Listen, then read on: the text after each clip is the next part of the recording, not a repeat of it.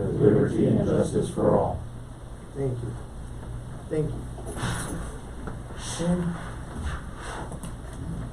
Okay, let's show that all councilmen and councilwomen are present, that we do have a quorum. Okay, we'll go ahead and open up for any public comment. Is there anything to come before the council? Mayor and Council, my name is Sarah Nichols, City Secretary. We did request to the public that they submit their public comments through email. We did have only one comment submitted, so I'm going to read it aloud to you all. It was submitted by Miss Imelda Chavez. She is a Pecos resident, and she stated, given that the City of Pecos has provided larger developers with free exemptions, utility reimbursements, and other incentives, Pecos now has many new businesses with many locals, visitors, and the temporary workforce that they can benefit from. I encourage the city to further increase efforts by supporting small businesses for the upcoming economic crisis unfolding in Texas. If not in place currently, our city council should consider a city-level economic stabilization plan. Small businesses should be able to look to the city as a first responder and a source of relief. City leaders working with the local EDC can provide resources and support by asking for public business input, linking resources, having an economic injury disaster loan program, providing technical assistance for U.S. small business administration loans, deferring taxes, providing grants, and providing interest-free loans. I encourage the City Council to Google City Councils helping small businesses during coronavirus and read the many articles that our city may learn from. Thank you. Thank you, Ms. Nichols. Other comments? Okay, is there anything else to come before the council? Okay. Okay, we'll go ahead on to E, consent agenda. Approve the minutes of the March 2nd, 2020 regular city council meeting. Number 2, expenditure report. Number 3, call report. And number 4, PDC March 2020 agenda and minutes. If you all want to look at that, please.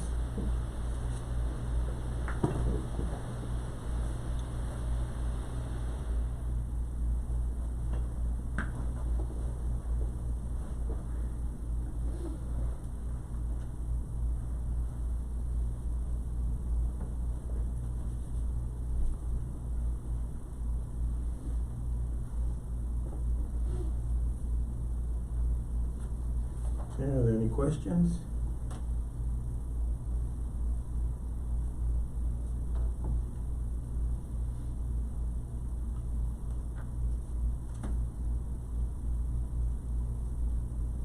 Okay, need a motion to approve? No, already.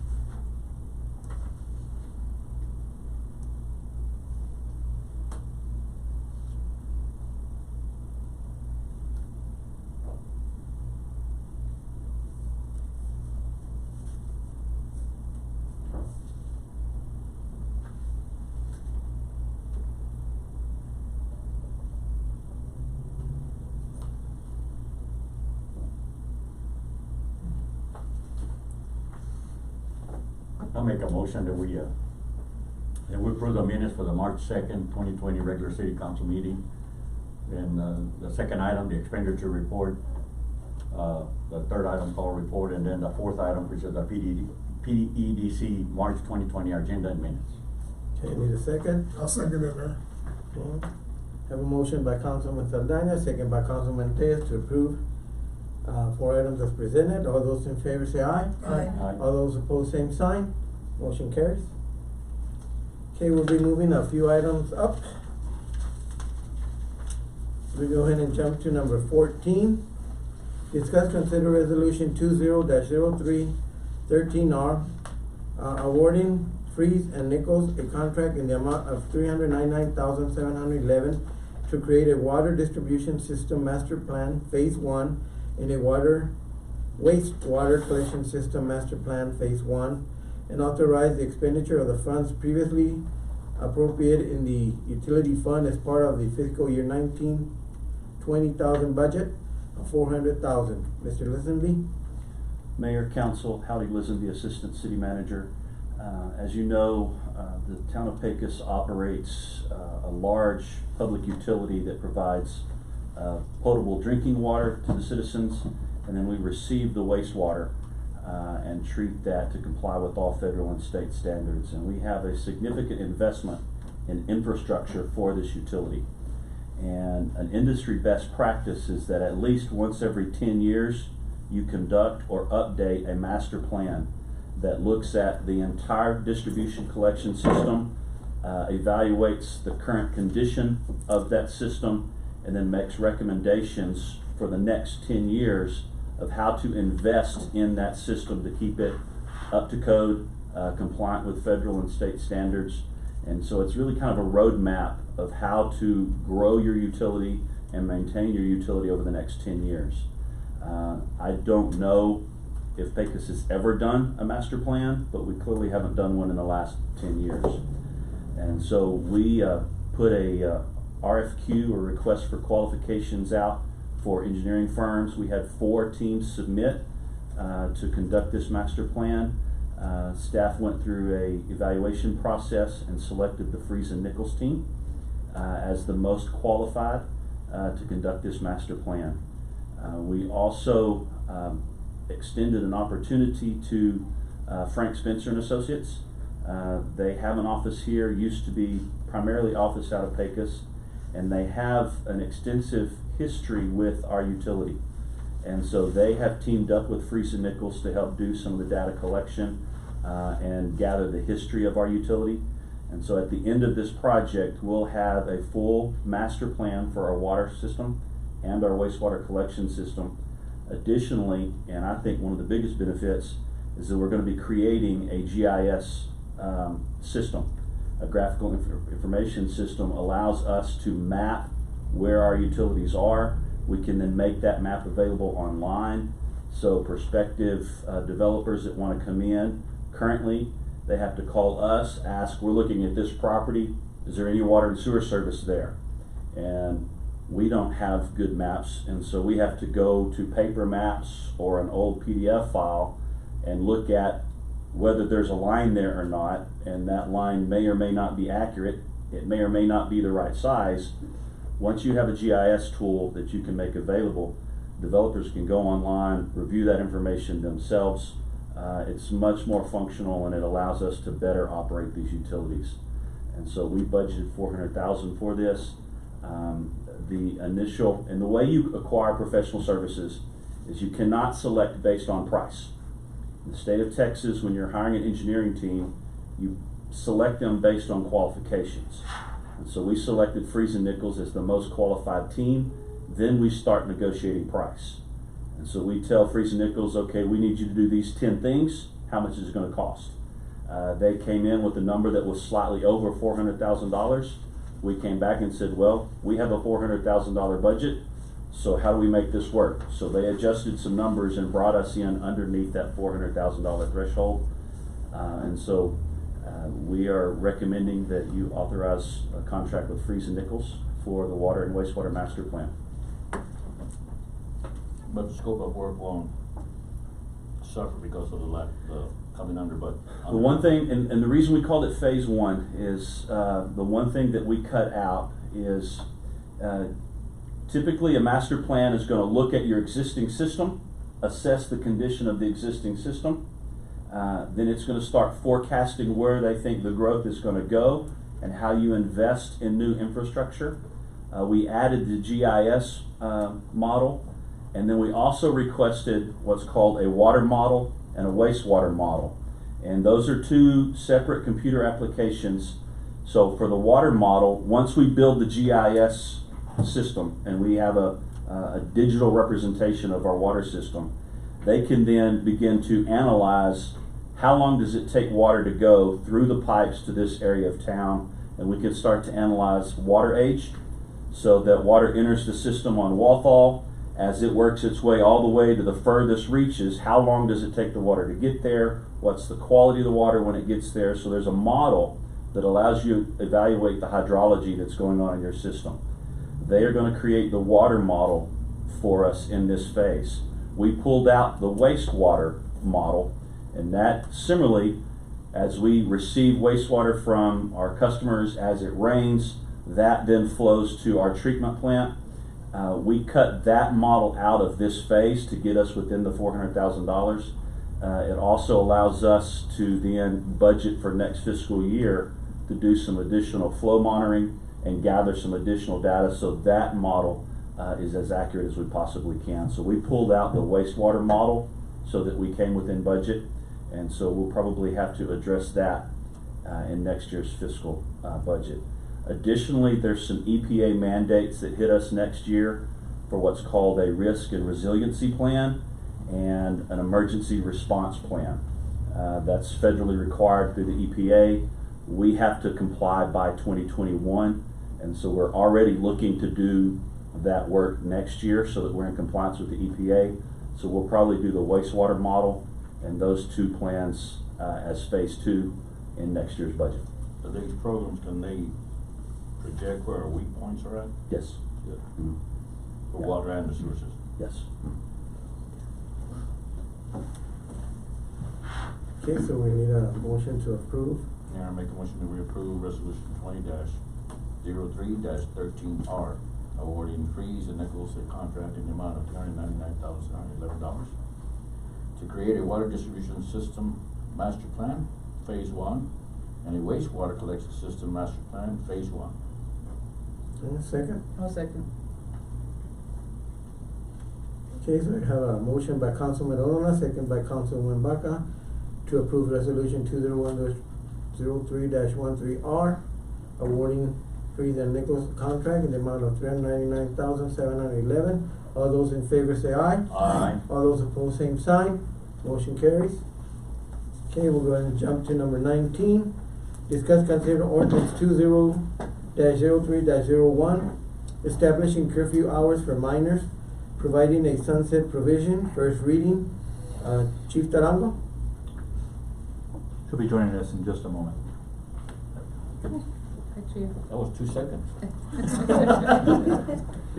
Mayor and council, what we are proposing again tonight is, it's a curfew that we already have in place, although it needs to be updated or approved every 3 years. It's been a little more than 3 years since it's been done, so we do want to keep it as such.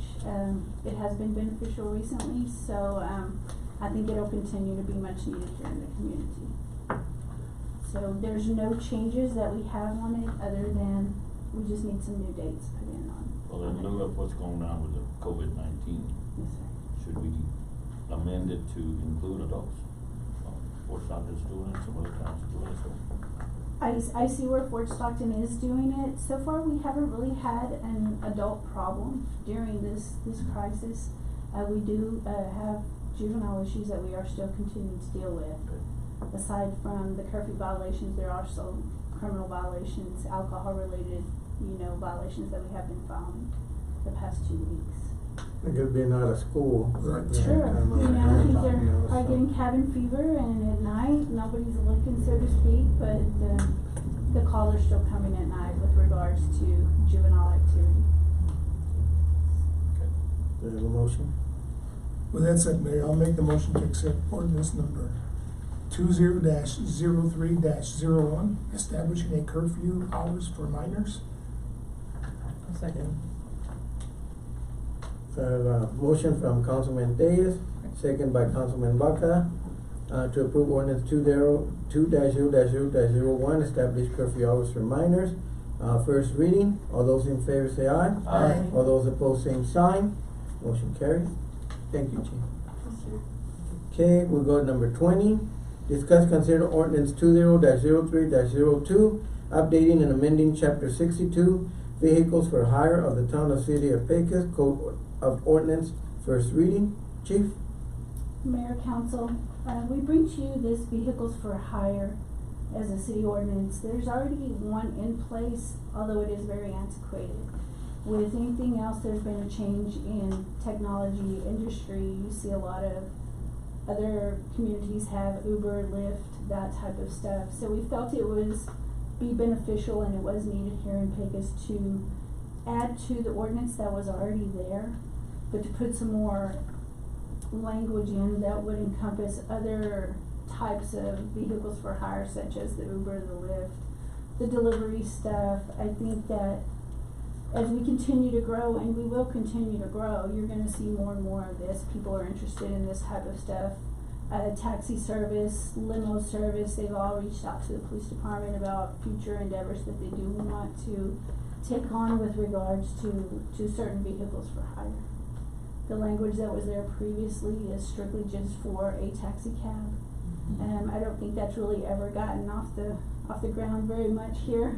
One tried, but it One didn't. try. So we did do some research and we found some appropriate language for communities such as ours that's growing with regards to what could be needed, as well as the inspection of the vehicles, what is required by the business owner, and the background checks that would need to be done for their employees. So we're just gonna open it up for a little more. Yes, sir.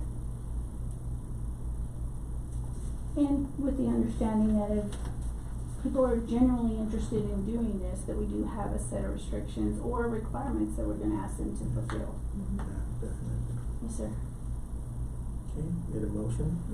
I make the motion that we approve ordinance 20-03-02, updating and amending chapter 62 vehicles for hire of the town of Pecos City Code of Ordinance, first reading, as presented by Lisa Tarango, Police Chief. Second? I'll second. Thank you. Okay, so I have a motion by Council Aldana, second by Councilwoman Trujillo, to go ahead and approve ordinance 20-0302, updating and amending chapter 62, vehicle for hire for the town of Pecos City. All those in favor say aye. Aye. All those opposed, same sign. Motion carries. Thank you, Chief. Okay, we'll go ahead and go back to number 1. Discuss, consider resolution 20-02-08R, providing a refund of building fees for home construction in the Brandywine Subdivision. Mr. Swenson? Mayor and Council, Seth Sorensen, City Manager. This was an item that you saw on March 2nd as a result of our previous meeting being delayed. And the council had asked at that time that we make it a retroactive payment based off of them meeting a performance agreement. And that performance agreement is having a certificate of occupancy for all 40 homes within 6 months. And so we have included that language in here. Instead of breaking up the payments based off of what's already been paid and future payments, it is now all after the fact. And so if they meet their 6-month deadline, the city would reimburse the amount of $46,500. As you may recall, because they had started, out of the 40 homes, they had started 10 homes, worked on them, and then started the next set of 10 homes rather than all 40 at the same time, and their permits expired. In that time, our permit structure changed, and so they are actually paying a second time for their building permits. The council has recognized that we do have a need for housing, and they have asked that we waive the second round. The previous round where we collected were much higher before the state came in and said that we had to recalculate our formula. And so depending on how you want to look at it, we have received their money. Yes, the city is entitled to the second round based off of our policy if they don't do continuous work. But again, they are providing new housing opportunities here in Pecos. I'm just curious, due to our current situation, you think the 6 months is too short of a time, or I'm just curious? They've made really good progress just in the last few weeks. I would say that they've got probably 35 of the 40 already framed, and they're moving on to the interior work, exterior finishes. I think 6 months is appropriate. There's nothing to keep the city from coming back and giving an extension if it is deemed that there were delays due to shortages of building materials, shortage of manpower due to the current Or, So they're not. this is what you're trying to reach at, 6 months of occupancy, what if there's not enough people in there at 6 months because of what's going on right now? So certificate of occupancy, so that is when we've gone through and inspected all the Okay, systems, from the and we have deemed that it is suitable for living. Not that they. Not that they're full, Okay. yeah.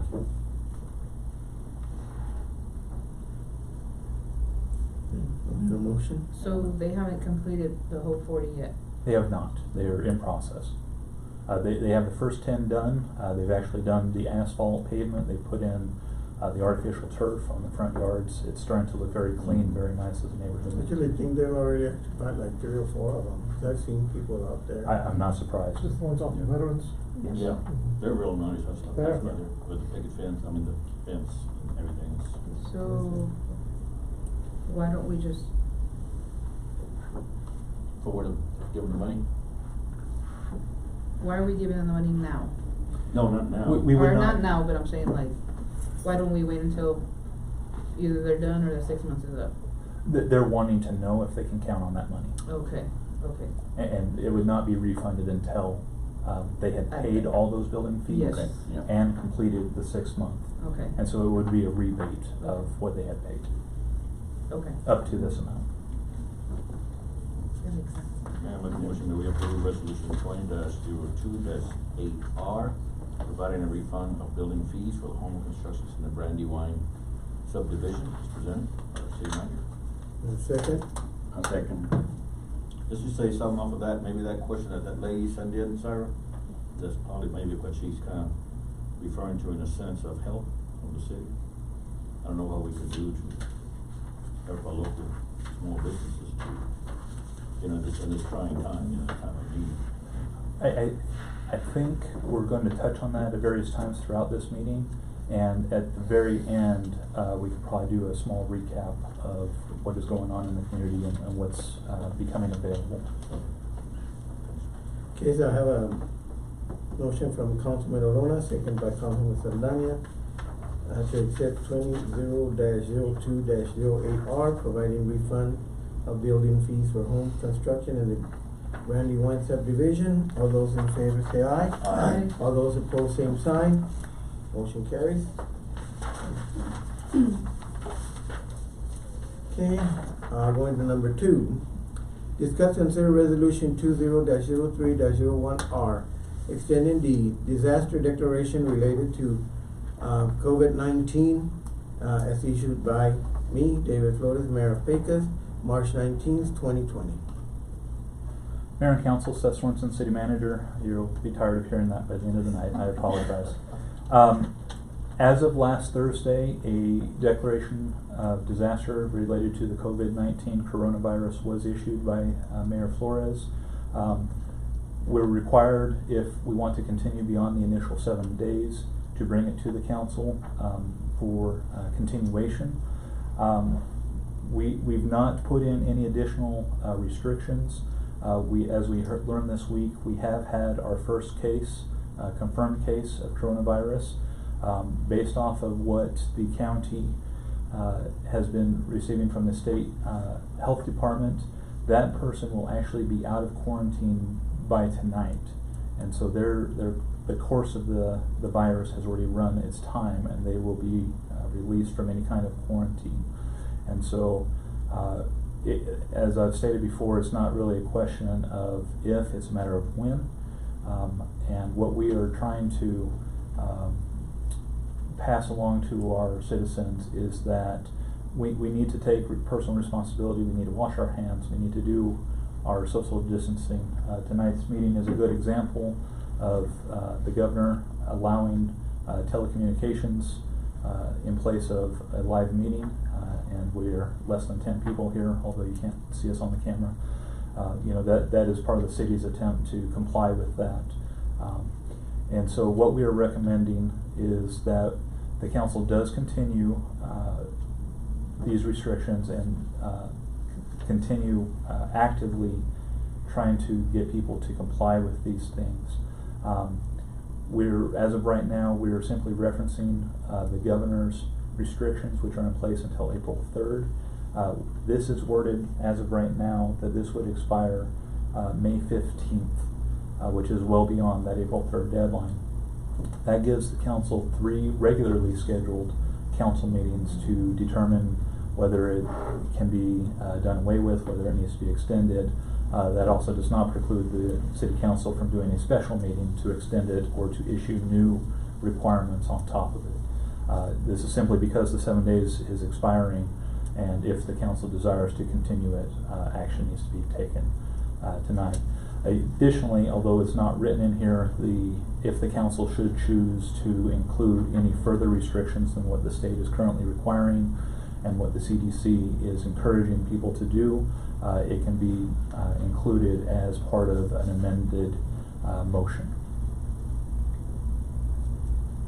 I've had some calls on the restrictions, and everybody that's talked to me, they have no problem with the restrictions. The only thing they have is to keep them informed, not to lie to them, just tell them the truth, tell the facts.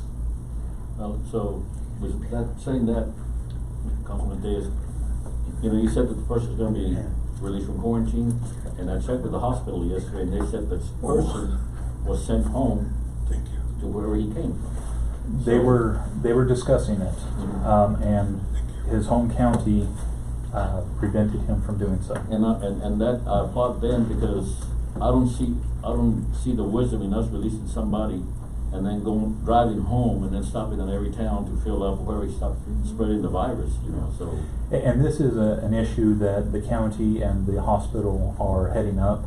One thing I failed to mention is that even if we implement any kind of restrictions, if the county implements restrictions, they supersede ours. Yes. And so we're not the final say in this. They have the final responsibility for the entire county, and obviously working hand in hand with the hospital.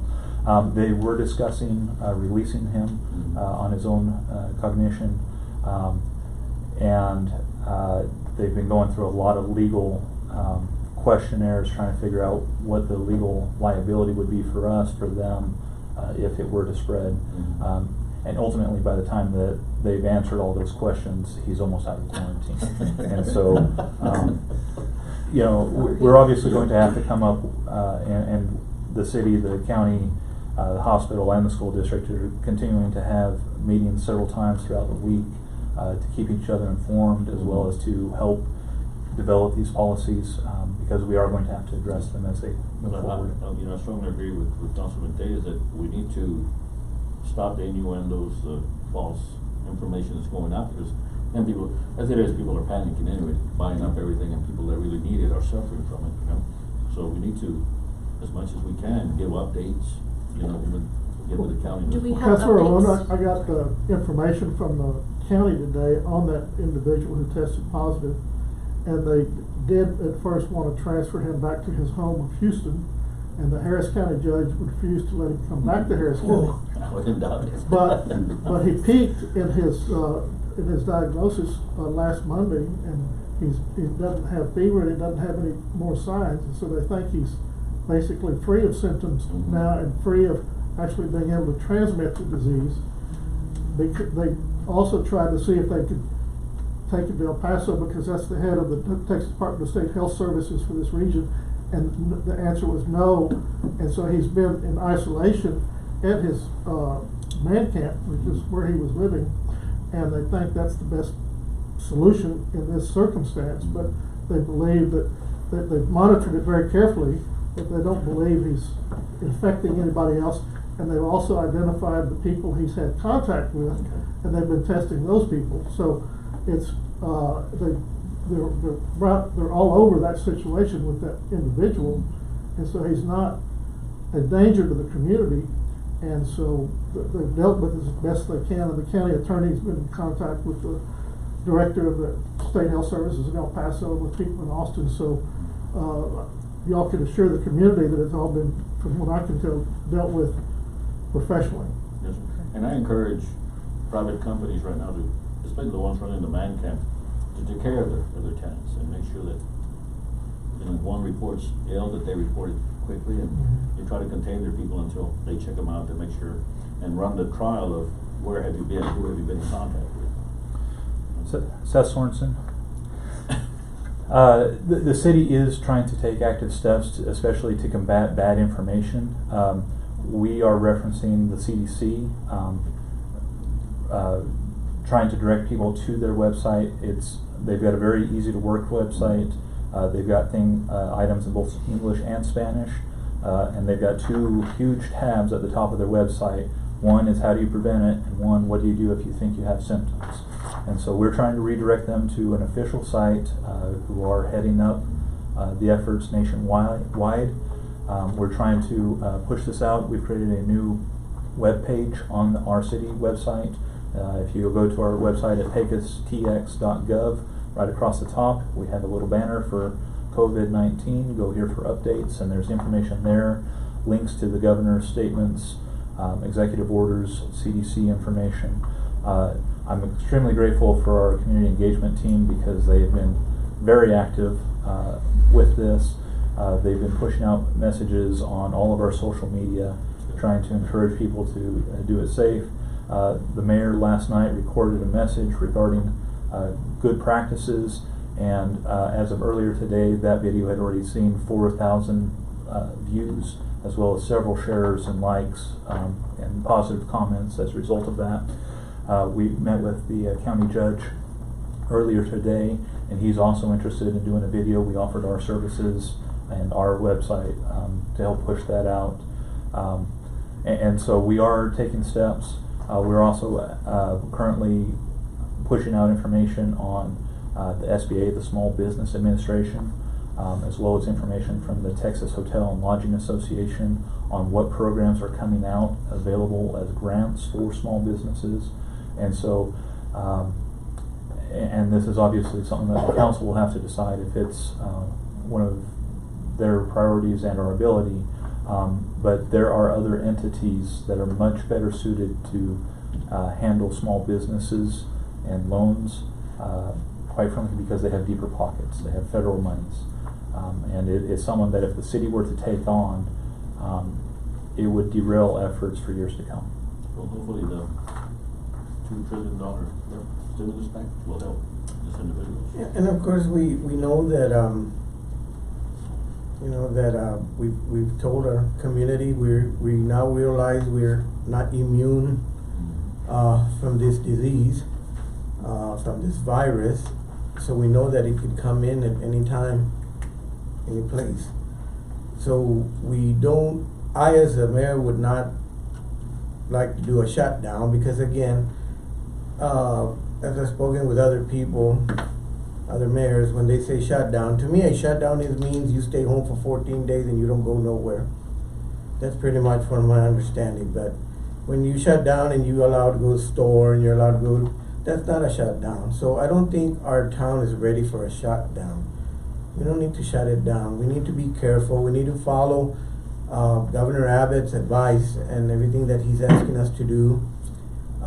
Remember to keep 10 or less people. We need to really push that, especially in our parks. We've got our young kids out there. You notice in Miami how fast it's spreading because all these kids that were down there for the spring break, there's a lot of them sick now. So we need to encourage them. We need, the parents to say, keep it down to a minimum like we're supposed to. We don't want nobody to catch it. We need to keep it out as much as we can. And hopefully we can avoid it. We can avoid it as much as we can, and we're gonna do our best to do that, guys. So I am asking that you extend till April 3rd, as the governor has asked, right? May 15th. May 15th. And are we putting some in Spanish, the Spanish radio for the evening? Yes. For those that don't, there's some of our elderly that, and even Spanish only speaking and non-Spanish, that listen to the radio that don't have the means to look at websites. Yes, sir. Seth Sorensen.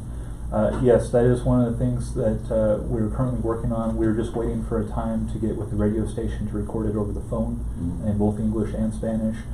They are also putting out safety messages on their part, and so we're hoping to amplify that message by having it more often.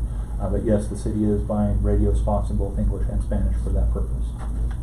Do we have an update on the other individuals who are waiting for their test results? I think there was a couple that were still pending. Do we know? So the information that we received from Reeves County Hospital on Wednesday was that 9 people have tested. Of those 9, 6 were reported as a negative test, or 1 positive that they'll end their quarantine tonight. And then there's 2 cases that are pending in the lab in El Paso that they expect to have results tomorrow or Saturday. And so we have a follow-up conversation tomorrow to see what the status is and take steps at that time. So again, go ahead. You know, one of the things, you know, you turn your TV on, and even in the radio, and your internet, and everything is about the virus.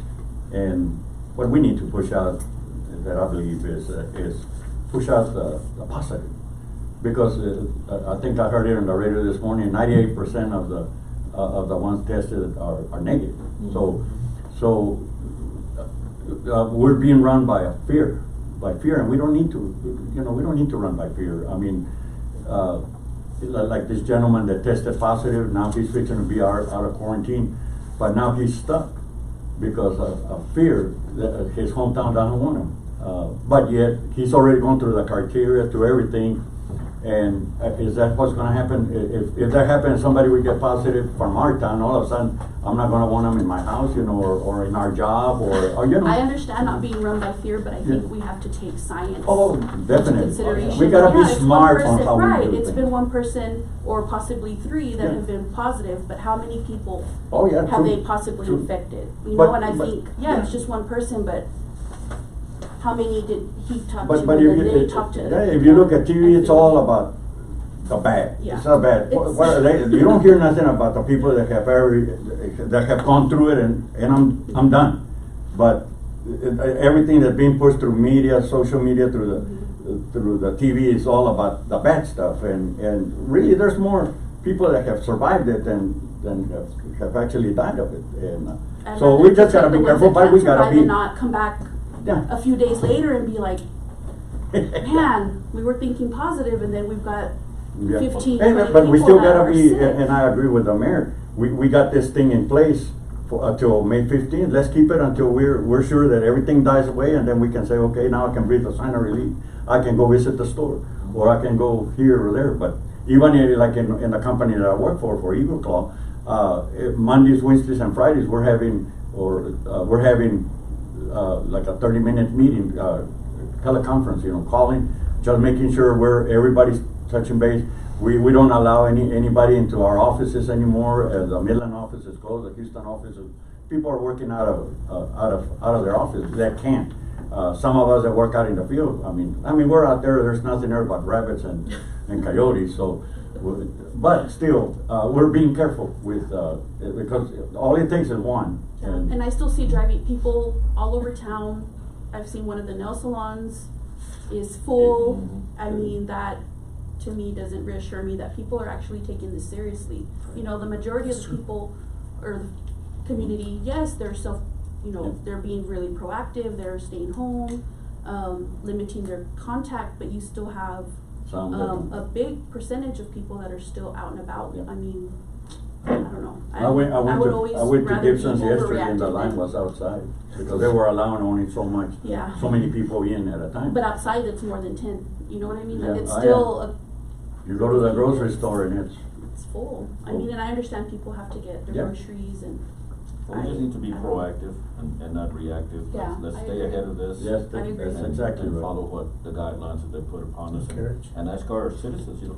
The mayor of Midland, I heard him yesterday, I like what he said, we're a country of free people, but we need to show responsibility. I will say though that as great of a job that the community engagement employees are doing, we as a council and mayor also need to put our face out there and reassure our community. That's right. You know, That's to right. follow our steps, follow Mhm. the guidelines so that they're not running around fearful and believing everything that they hear on the TV, Right, on right. the internet.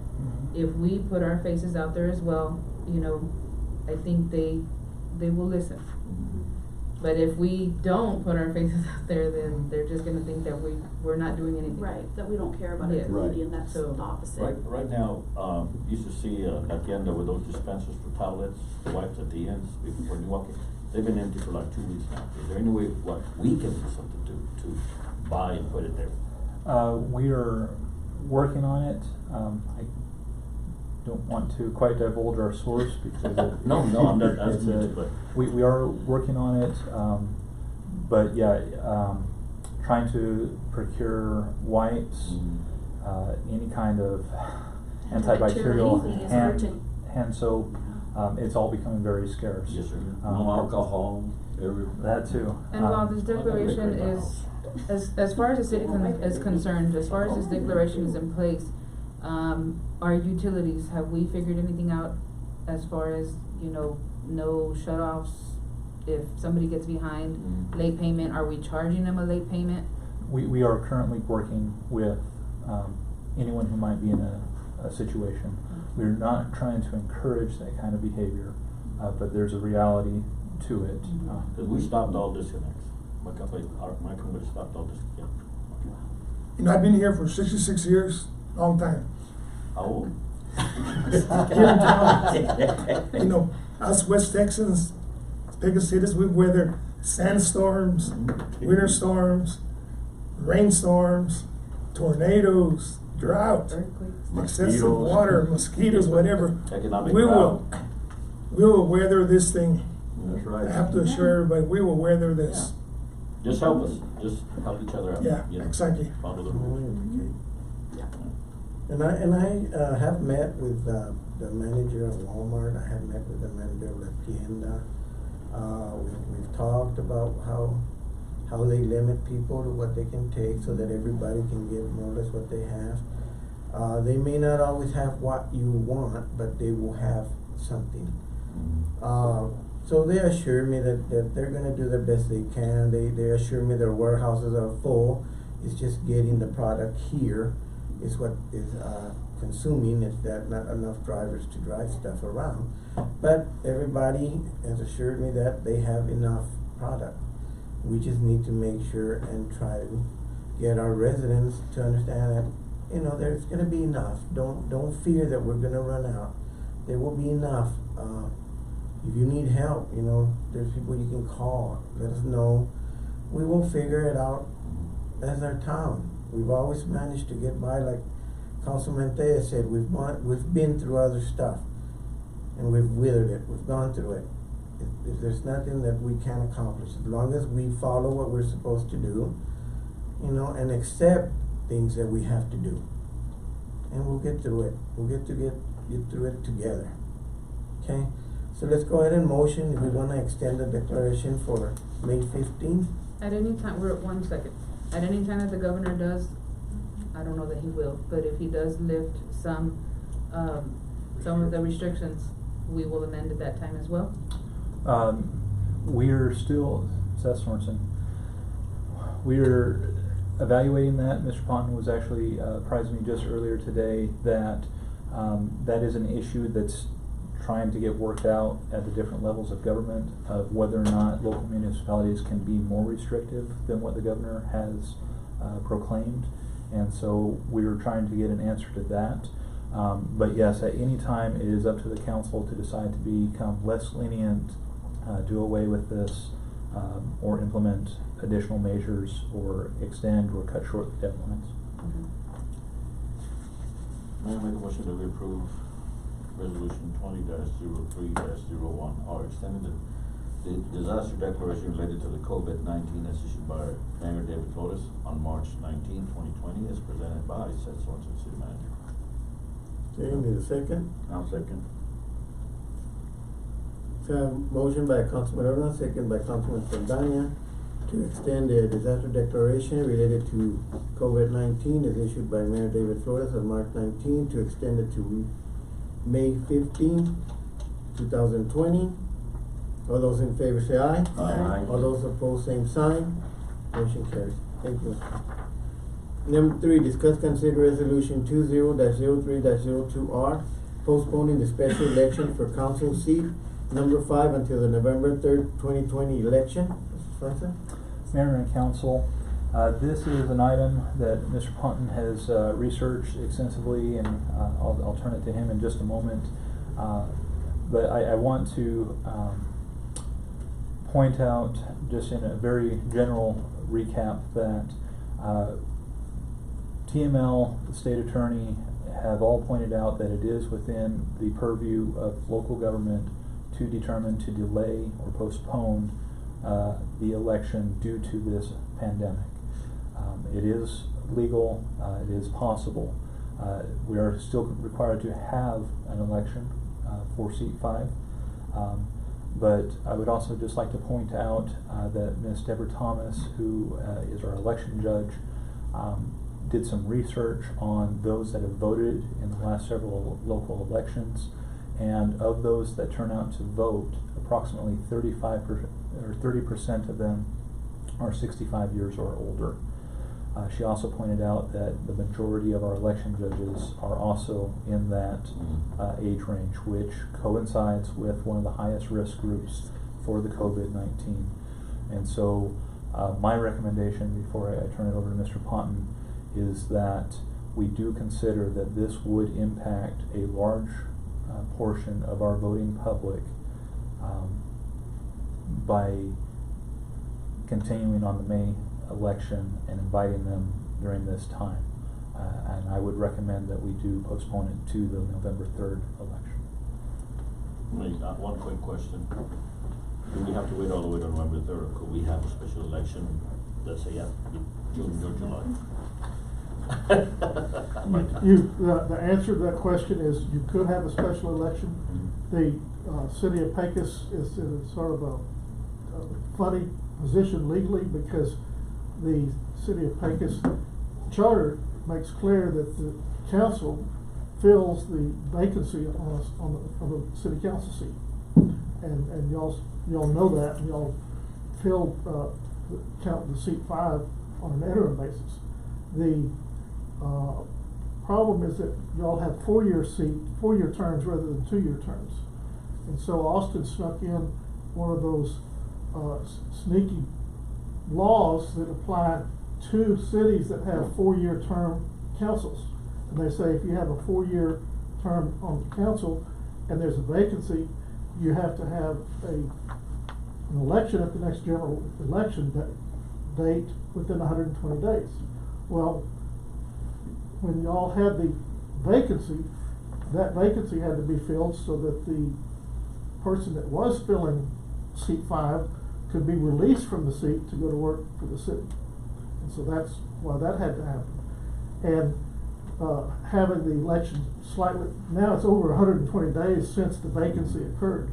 So we're beyond what the mandate is, but we were close enough to it, and there's other cases that I've looked at, legal cases, where it's okay. And so now by trying to follow the law, we were going to have it in May. Now, in May, y'all just passed a resolution telling everybody to stay home all during the election season. which really isn't fair to the voters or to the candidates. So the best practice is to have the election for this at the next general election date, which is November. So my recommendation is to, even though the law says you're supposed to have it within 120 days of the vacancy, I think the coronavirus trumps it, and Governor Abbott's proclamation about that gives y'all the power to do that, because we're doing the best we can to follow the conflicting laws under the problems we have right now. So back to your question, if y'all wanted to have a special election earlier, that's within y'all's power. Well, I can't remember where I read it, but that Texas had moved it to July, sometimes in July, to have their elections. No. Is that true? Where did I hear it? Or I saw it, or I read it, I can't. But that's what. Well, what was moved to July was the runoff election. We have a runoff election for the state senate. Oh, okay. Okay. Nobody got a 50%, 51%. So there's a runoff July 26th for And that could possibly be extended further down if this pandemic keeps pushing things It could be. further down. So, if, the governor's proclamation allowed the municipalities to postpone the municipal election from May to November, but everything else stays the same. You can't have new people filing and everything else, it's just, you just change the election date. Election. So those that are already registered to vote, that, I mean, to run, that's it, we can't That's- accept any that's more. correct. Okay. Gotcha. So the only deal with that, and I'm just thinking, so we have the election in November, and then some of these seats will come open again next year, right? Exactly. 6 months later. Well, so, In May? but that seat will also be up again, Mm-hmm. right? Yes. Yeah, 21. Because- In May, the following May of 2021. But the law says we're supposed to have an election to Yeah. fill it. So she's filling it on an interim basis until there's an Next election to election. fill it until the unexpired term. So either way, if we would have voted in May and she would have retained the seat, Yes. Work next for my May, seat. she would have got, whoever's in there, yeah, well, so either way. Okay, so So we number just, three. we had three different conflicting laws and we're trying Yes, to sir. comply. Okay, so do you have a motion to hold it till November third? It's yours, Valerie. I make a motion to approve resolution 20-03-02R, postponing the special election for council seat 5 until the November 3rd, 2020 election. Second. Is there any reason that it's her seat that she could not motion on? No, she's a full member of the council, Yeah. and it's not a personal matter that she has a It's a financial seat, interest it's a in. seat, It's a man, seat. yeah. Okay, so I have a motion by Councilwoman Trujillo, second by Councilman Orona, to postpone the special election for council seat number 5 until November 3rd, 2020 election. All those in favor say aye. Aye. All those opposed, same sign. Motion carries. And for y'all's information, the elections have been postponed in Presidio and Alpine Okay. also. Go to number 4, discuss consider resolution 20-03-03R, creating 3 licenses for preferential food truck locations and designating the improvements necessary to qualify as a seated designated site. Mr. Swenson? Mayor and Council, I know this seems contrary in view of the last 2 issues, and this is not something that's gonna happen overnight. But the idea of a food court is something that the council and the joint entity meetings have been kicking around now for over a year and a half.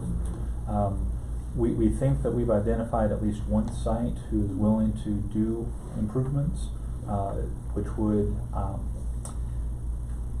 help that section of town to draw people to it, as well as beautify the neighborhood.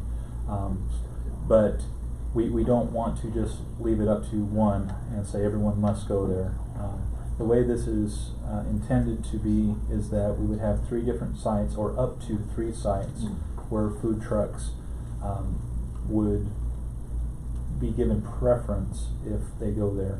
One of the items that you'll see later on the agenda is a proposed change that is tied directly to this on the fee schedule in order to entice mobile vendors to go to one of these preferred sites. And so the way that this resolution is worded is such that you would see the basics of what needs to be done on that site. They need to provide bathrooms. Doesn't say that they've got to be permanent or whether they could be porta potties. Trash cans, we want sanitation to be part of it. We want dust to be down, so they need to pave it. And we want to have a certain amount of synergy, and so we want to require that they have at least so many stalls. It's not to say that they have to have that many mobile vendors all the time, but they have to be able to accommodate that many. Also, some on-site electric so that we're not running generators as people are trying to eat, some picnic tables, sufficient parking, and then landscaping so that we're beautifying it. The intention of this is that if passed, if the council is agreeable to having preferred status, that administrative rules would then be created that we would apply equally to all of these locations. And they would basically have a Me Too clause that if we allow one site to do something that difference, then the other 2 sites would be available or have that option available to them as well. So enticing people to give us spaces. So currently, the background on this conversation has been that we have a lot of them on our two major roads, which are 285 and 3rd Street, which is Business 20, and trying to beautify that, make it look a little less haphazard, and referencing several cities that have had a successful food court, in that by having multiple choices in one area, it's not spread out all over. It has some synergy because you can show up, and if there's a long line at one of them, you can go to the next one and still have options, as well as beautifying.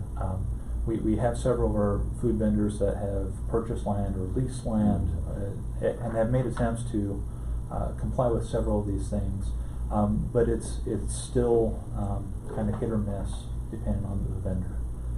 And so this is hopefully something that would be attractive. It would be attractive for customers to come to. There'd be some synergy, and it would beautify some of these empty lots that we have in town. But those sites would be here on the main streets like 3rd Street, 285. So the three sites are the there. general comment has been that we want to try to get them off of 285 as much as possible. Okay. That may not be possible. One of the preferred sites may end up being on 285, but if they're willing to beautify it and do some things to make it attractive, it might not be so bad. Yeah, and the only reason I asked, because man, 285 is like that's where all the traffic is, and that and that's a good thing for, and it's a good for thing. these vendors. You better believe it. But But what happens if, like I know some of these vendors are probably buying the property and putting their little, food court or whatever deal there, so they would fall under all this new license and stuff. But it would be only them. So we'll talk about the enticements a little bit later on, but just a little sneak peek. We're proposing 3 different tiers. One for people that are just kind of pulling up on whatever land they're not going to get chased off of. Mm-hmm. One for those that are leasing or owning land, and then one that are for this preferential. And so we're not going to deny permits by any means. And one of the things that will come back if this gets off the ground is the restriction currently is that we can only allow 10 mobile vendors at a time for food. And so one of the things that if this gets off the ground and if people are willing to create food courts is that we would have to revise that where the 10 would not apply to those that are in an organized food court. If it would work good, I think these were go by my free in the morning sometime, but they got a lot there, and they got a building that's an old gas station, so if they were to refurbish that, make those restrooms available, they could even refurbish the garage and the office to service the picnic tables or whatever, They have room for like 2 or 3 more vendors, and they could rent out that space to them, right, if they own the spot, and they could have incentives from us, so hopefully it'll entice people to do that. I have a daughter who lives in Austin, and she takes her on all the little food courts, trailer courts, food trailers. And there's one that's almost in downtown area, but it's more of a permanent setup.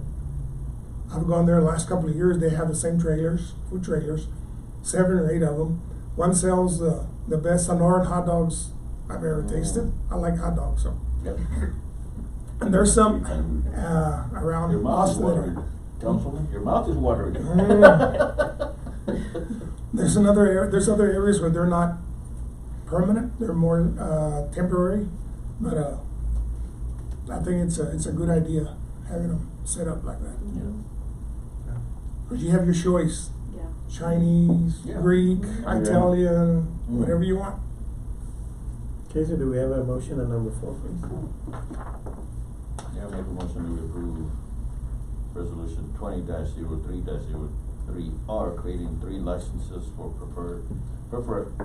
preferential food truck locations and designating the improvement necessary to qualify as a city designated site, as presented by city manager. Okay, get a second. I'll second. Okay, so I have a motion by Councilman Roma, second by Councilman Saldana, to approve, resolution 20-03-03R, creating 3 licenses for professional food truck locations and designating the improvement necessary to qualify a city designated site. All those in favor say aye. Aye. All those opposed, same sign. Motion carries. Okay, number 5, discuss consider resolution 20-03-04R, granting Wood Group permission to use public right-of-way at the intersection of 7th Street and Eddy Street, southeast corner, for the purpose of groundwater monitoring and data collection. Mr. Swanson? Mayor and Council, Seth Swanson, City Manager. Sorry. The description is pretty much what this is. The reason it's before you as a council is because we currently do not have a private use of public space policy. We are working on it as part of our right-of-way manual. And so any private benefit of public right-of-way requires government approval. And so this is something that you've all probably seen before. This is going to be one of those very small holes, about less than a foot, about 8 inches across. They're going to come in, they're going to drill down, and they're going to use it as a groundwater monitoring site for the old gas station across the street. And so they need to get a little bit away from the site so that they can monitor it coming in. The major impacts to the public would be while they're drilling this hole, and then anytime that they're coming in to monitor it, they would have some temporary traffic control in there. Although it is a private use, there's really not money to be made off of this. This is required for any of these sites so that they can make sure that there's no leaking underground storage tanks. Therefore, we're presenting it that it is in the public interest to make sure that we are not having contamination of our groundwater by monitoring this. It's gotta be right there at the corner. Yes. That's on that 4-way stop, right? It is. Okay. Yeah, so the biggest impact is going to be while they're drilling it. Yeah, okay. You're gonna displace, entrepreneurs selling papers there. Just for the few days it takes them. Okay, we have a motion number 5. Just one quick question, have the tanks been removed from that site? I don't believe so. I think that they have not been reclaimed, and I base that judged off of the concrete cover that's Yeah. still there. Yeah. Normally when they go in and take it, they take the concrete off so they can get down Yeah, to and those it. are probably steel or metal, and they're probably rusted by now, so, wow. Thank you. Do you have a motion? I'll make the motion, Mayor, to consider resolution number 20-03-04R, granting the Wood Group permission to use public right-of-way at the intersection of 7th Street and Eddy Street, southeast corner, for the purpose of groundwater monitoring and data collection. Okay, I'll need a second. One more quick question, that information, we'll be able to use it for ourselves? We can certainly request Yes, that that would be information. good. And all of these reports are available through the state agencies as public information, and so, yeah, there's ways to get it if we need it. Have they give us a time frame when they're gonna start? They're eager to do it. Okay. Yeah, they've Okay. been asking for a while. Sorry, why are they doing it? Why are they doing it? Yeah. So Wood Group, who's the company that's gonna be doing the work, has been retained by the landowner Oh, okay. to monitor it. Okay. Because they're required, knowing that they have Old gas station. an underground storage tank. Okay.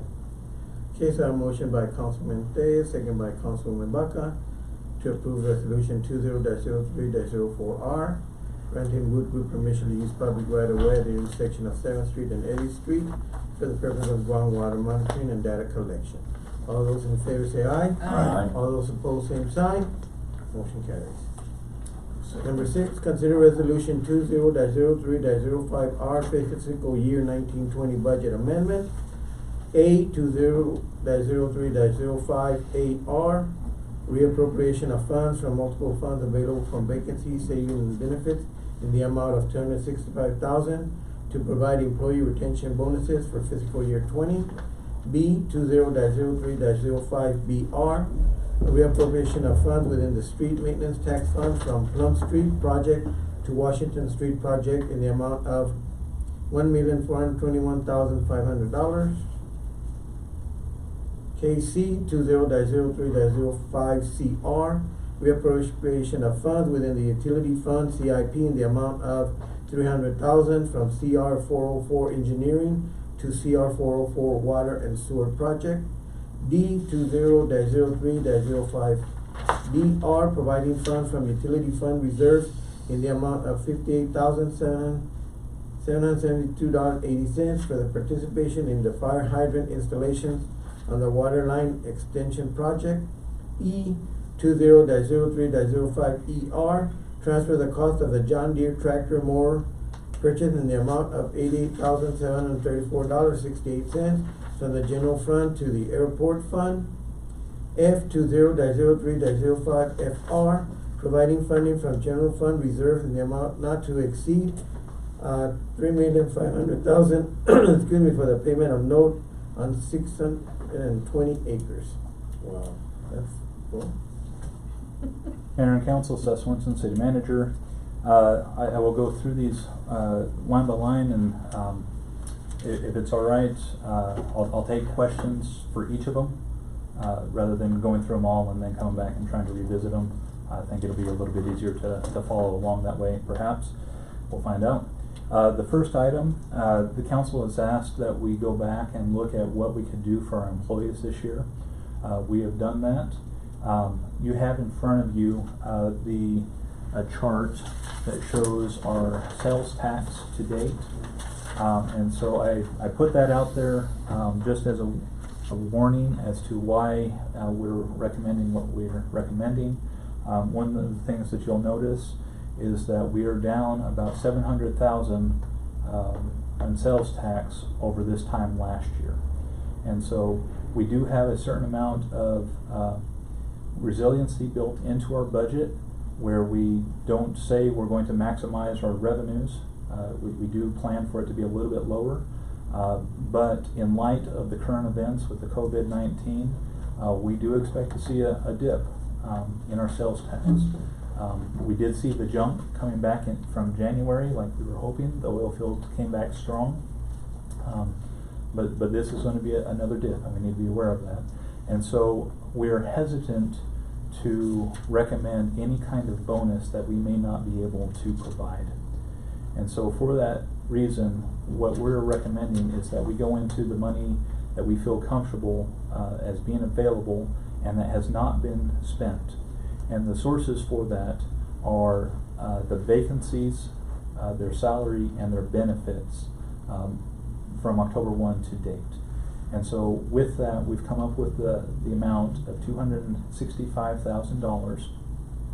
What this equates to is, if we were to be fully staffed between now and the end of the year, this would be $200 per month per employee, or in other words, $1,200 bonus at the end of the year.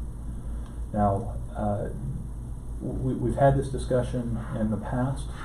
We did this similar thing 2 years ago.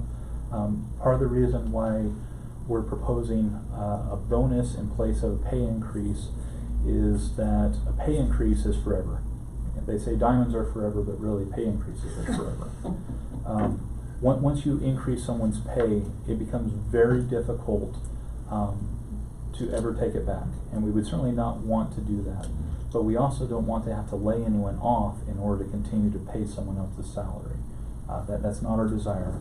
And so one of the benefits of having a one-time bonus is that it does not carry that same type of long-term commitment. It also does not tie the city up to increases in benefits, in retirement, everything else that goes up by a percentage as you do a pay increase. The $200 is less than what we've been able to provide in the past. I believe the last time we did either $300 or $350 per month.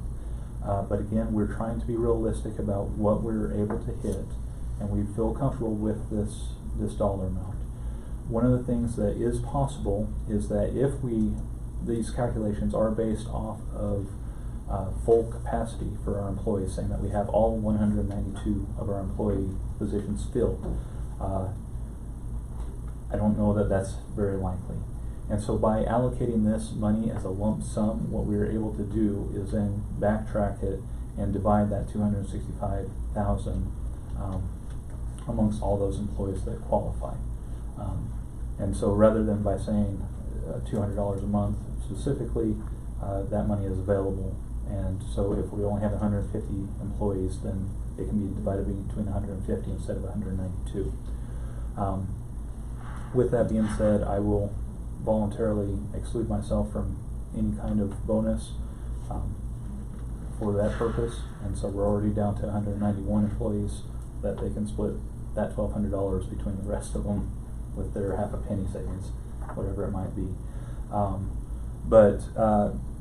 That is the purpose for the bonus. That is why we're recommending this dollar amount. We do still want to show our appreciation for our employees because they are working very hard, but this is how we feel that we can do that this year. Hopefully future years will be brighter and we'll have more opportunities.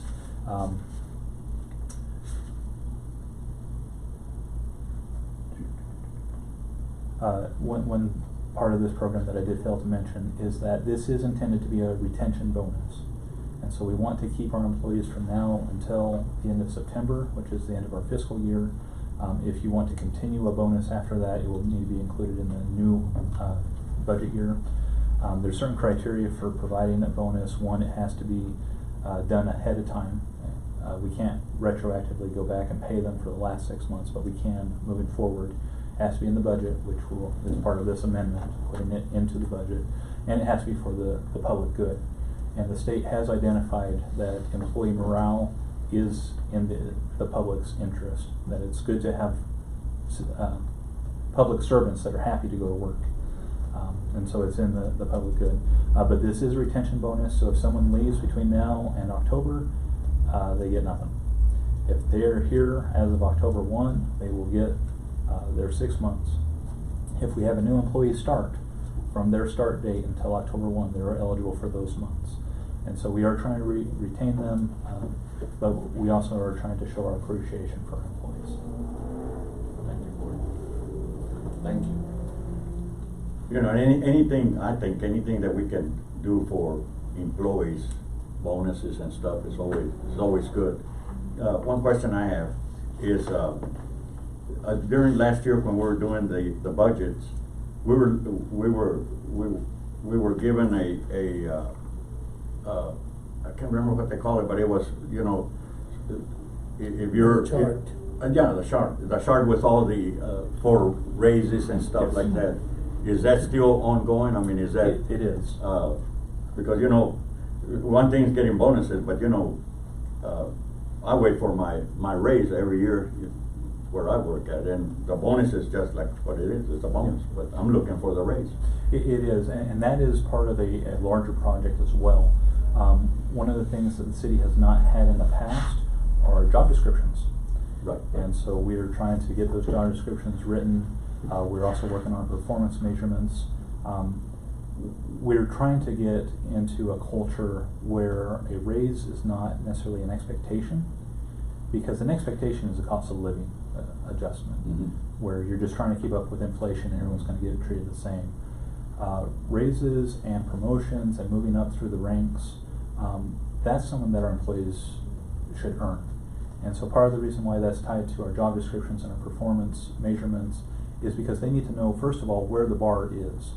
And then second, they need to know how they are measuring up to that bar, and that we're applying that same bar equally to all employees within a department. And so there are deeper reasons why we're working on that. We will be bringing that back again as part of the upcoming budget season, which is right around the corner. Yes, we are continuing with that program. Okay. And working on that. But there are some other things that we're trying to tie into it as part of our culture. And that's good, you know, to let them know that, you know, you're trying to work to give them a bonus every year.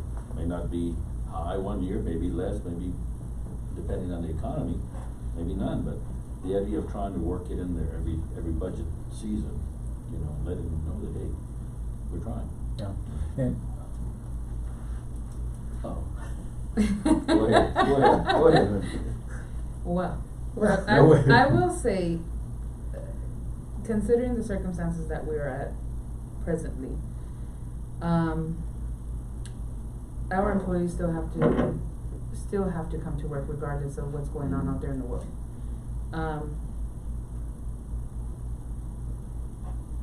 Could we not, raise that a little bit? I already did. And the reason I say that is, the number that we actually calculated was lower. And working with Melanie, we brought it up to the 200 mark. And it means that we're digging a little bit deeper into some of those benefits as an offset, which basically means that we're counting on having vacancies into the future. We did not want to do that too deep, because there are other things that are popping up, not just because of the COVID, but are we in going to general. punish the employees that fear for their safety because of what's going on? Or have we set something in place about, and I mean, this is probably for another time, but this is for the employees' retention, and because of what is going on, we have a lot of fearful employees wondering why they're still out here. What are we doing to protect them? They'll have their job, of course, because we need them, but is that it? And I understand what you're saying, is that some people, some corporations are people are putting out there, well, I need hazard pay. Yeah. Like myself, we're considered level 1, so I gotta be there regardless of what, you know. Even if it gets worse, we still gotta be there, we just gotta take more personal protection, personal responsibility, and, you know, but can see where she's coming from with this, you know. Would it be a possibility to maybe not wait till September to get the bonuses, or at the end? Like, I mean, people are gonna be in need of money if people are laid off, you know, maybe, I don't know, just putting that idea out there. It is a possibility. The fear is that you have employees who receive the bonus and say, see you later, thanks for the extra money. And the retention bonus is to, you know. To make 'em stay. To make them stay, but also, like a bonus, like a regular bonus, you get it at the end of the year, depending on how the year went, you know. You get it at the end of the I year. don't know, I guess I was just thinking of the whole stimulus amount that everybody's getting, that maybe some people won't be eligible to get. I don't know, I'm just thinking out loud. Unlike the federal government, we don't get to print our own money. Is that all we need? That's all you need. All you need is a printing press. And under the stimulus bill, I think everybody's gonna be affected. If you file a tax income, you know, you're gonna get a check, from what I understand, as soon as it passes the House. So my understanding as of today, and this is getting a little bit off topic, but as far as the stimulus, is $1,200 for individuals. Anyone who has filed in the previous year and has put in a bank account to get the refund should be seeing that $1,200 in the next 3 weeks. Anyone who did it by paper should be expecting it sometime in the next 3 to 4 months. So the $1,200 for individuals, $2,400 for married couples, plus $500 per individual child. It's starts for anyone $75,000 annual pay or less per year, and it phases out completely by $99,000 per year. And that's for a single individual. For a couple filing jointly, I think it's 150 and 198, something like that. Yeah, I believe you're correct. Yeah. Okay. Just for your all's information, some of us attended a conference here for 3-4 weeks back, and we had one session where it was a roundtable discussion. We are in a very unique situation here in Vegas. The majority of people of towns there were in dire straits. Yes. They wanted to request bonds or make loans, but they were told that they could not pay back that loan, so they were refused those loans. And we are not to that point. We're not to the point where we need to be cutting services, cutting employees. That's not even a discussion that's on the table. But we are trying to be very, very conscious of where we're at Right. moving forward. I think that's all we're asking. Right, and that's Be drifting with understandable. it. Yeah. be thrifty with what we have and prepare. Any other comments on that one? If not, I'll move on. The next one is the street maintenance tax, moving it from the Plum Street project to the Washington Street project. Washington Street, this is a section from the light at Eddie, thank you, heading back by the high school. Even though it was on our radar, we had not proposed it because we were kind of waiting to see what was going to happen with the bond election for the high school, not knowing what changes were going to be in there. With the heavy rain we've had over this winter and even our snow, Washington Street is quickly deteriorating. And so we feel that it would be a better use of this money to go back and address that. It is a higher need than Plum. The idea behind Plum at that time was because it is such a rough ride, and due to the work that we're doing on Lincoln, that we would tie that all in and kind of just get all the construction out of the way at once so that people weren't going to be seeing construction ongoing. But Washington in its current state is rapidly deteriorating, and so we would like to come back and be able to address that. Yeah, the other day when I was driving by the high school, because there's no cars parked there, but the curbs are all, they're falling apart. Yeah. They're at the high school and all that, like, man. Yes. And, I wish yeah, I think people would this- have been able to go by and tour the high school before I mean, that's probably not appropriate to talk about it right now. I work at the high school, so I have firsthand, daily, how bad that school is, the condition it is in. But yeah, it's not just the curbs, it's the No. whole And building. it's not just the high school, it's all the schools. Yeah, it's all, it's not just the high school, it's all the schools. You're Sorry, I exactly shouldn't right. express my personal opinion. So I know, I mean, this is not No. the time, but sorry. But- But, yeah, and I know this is off topic of what we're discussing, but maybe you are wrong. Maybe we need to express our opinions here and open, because, you know, if we support and want a new school, we need to voice that opinion, regardless. I graduated there almost 50 years ago. I had older sisters that graduated there almost 70 years ago. So And that's old, bro. that's right.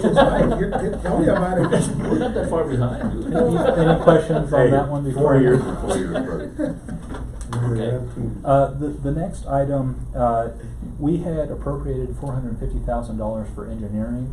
That was an overestimate by far. And so what we were asking, and you'll see engineering a little later on the agenda, is out of that 450 that we leave 150 for the engineering and move the other 300 into construction of the actual water and sewer. This is a project that, as you know, has been ongoing, and it's been an interesting hybrid of public and private participation. Some of the items that you'll see, again, this is all layered in as one. But this project has morphed, and it has basically become a public project, and so we're asking to be able to transfer that money to cover the cost should one of our private partners back out, and so that the project can be completed without there being any risk of falling short. This is somewhat like what we did on 1216, Yes. but the strength of the private industry was there on 1216, not so much over here. Yeah, so the advantage of this project, and we can talk about it more in depth as well, is that it opens up an entire new basin of sewer, which means that we're opening up, I think, 4 entire sections to industrial development north of town. But not man camps. Well, I can't say that because some of it's not in the city limits. But as most of the north of Pecos is developing, it's almost all in industrial parks, potentially man camps. We can monitor that for the section of this project that is in city limits and within the ETJ, but part of this project is actually outside the But then ETJ. eventually we can incorporate that into the city. Yeah, and again, that ties into our annexation plan that we have presented, that we will be inching up that way. Yeah, and that 404, right now, that's a section from 2119 toward F Street. Mhm. That would be, cause that's all, and I know it because I drive that almost every day, part of my job, but that's all man camps there, RV parks. There's nothing industrial except for Permian trucking at the corner, but other than that, all this money is gonna be spent for man camps. And the way I feel about man camps, I mean, we need them, but if we're building homes in town, we need permanent residents. We don't need temporary residents, because the temporary residents don't bring in, or the companies that wanna bring in business into town, they look at the permanent structure, not man camp, because they're temporary. The boom stops, they all leave. We were talking about this kind of monies. Down 1216, you got businesses that actually have come up, like Allison Cranes, MRC is there. Down 285 the same way, but 404 is basically all the travel trailers. Are we hoping for that, or do we have somebody seeding the way to do industrial in there? We have people going in, and this will actually extend, like I said, it takes in 4 sections, which are huge tracts of land, and we are actually getting up right next to Allison Crane. Right, okay. At the other far end. Right. We also already have several businesses that are looking to extend from the end of this project going north. On, Yeah, because 404, no, on 1216, or 285? 285. 285. And Yeah, so- it becomes a 4-lane highway. You see the new business that they're building out there, and there's a lot. Right now, we're reconductoring. We're going from 1 aught wire to 795, which is a big, because up 402 all the way to 285, and we got 2 dual circuit lines on each side of 285, 114 for the 7200, so we're getting a lot of people. Yeah. Things are gonna hit that area. And so some of the advantages of doing this are, one, because they are outside city limits, they have a higher rate of, and so we want them to use a lot of sewer so that it's actually cheaper for our inside of the city residents, and we're not having to raise rates. And the time frame for us to provide, correct me if I'm wrong, I always understood that if we provide services for 5 years, then we can incorporate them without even having to go to them. Some of that has changed with this last legislative session on how we can annex. But what we will be asking at least one of these partners is for them to do voluntary annexation. Unfortunately, it's item 10 on tonight. I asked that be pulled because we still need to discuss a few things with them. But we are talking about a pre-annexation agreement, which would say, as soon as we get up to you, it's no longer, you're coming. Yeah. You've agreed to it and you're coming. And so. Will that produce spot zoning in a sense? It won't, because we won't do annexation until we abut them. We can get everybody. Yeah. This is gonna involve the EPCO stuff, or ECHO. Echo, yes, Yeah. they're one of the partners. That's correct. Okay. They started big and then they kinda. They've gone down a little Yeah. bit, but again, they now have water from the Mhm. project that the city's already participated in.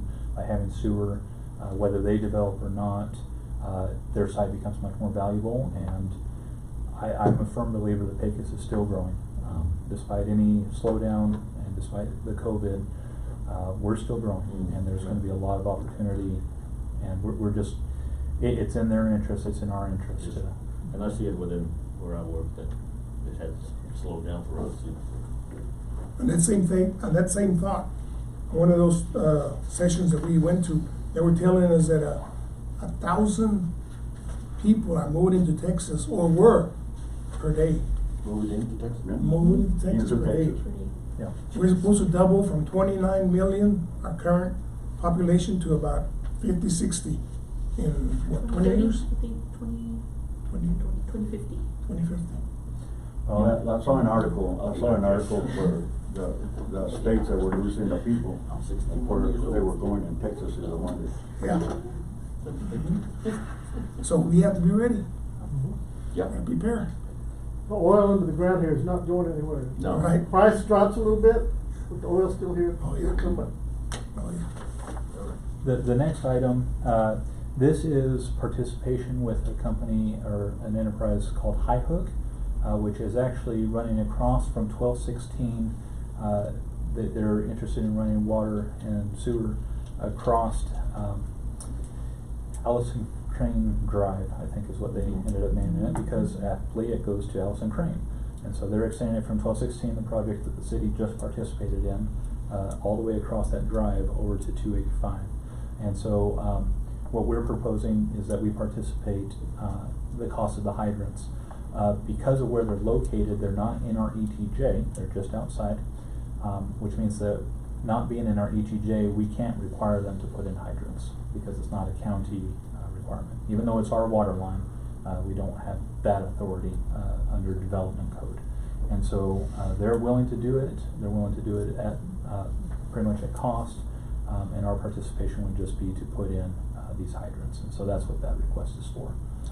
This would come from utility fund reserves. How are we doing as far as hydrants in town that wants it? Are we, Still working on it. because I'd hate to jump to something like this and then we're still lacking in town. We have money set aside in the current year. Mhm. Unfortunately, with the turnover that we've had in our public works department, that project hasn't gone off the ground. But we do have, I believe, 200,000 set aside for valve replacement and hydrant replacement. And the valve replacement is actually probably going to be higher on the list, because we have to be able to shut off the hydrants before we can replace them, and so it's, you know. We don't have the step. personnel. Our personnel are pretty covered up right now.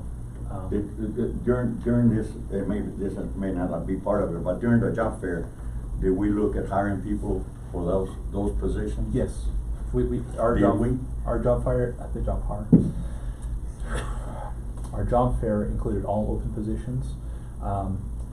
I don't know specifically if we hired any for utility crew, but I do know that we were able to attract 2 mechanics that are very well qualified. And so, if nothing else, that was a big win from that. And right now, you know, we had 11 applicants for our work, for ETs, energy technicians. Only one with qualifications, and the other ones, you know, so, again, you know,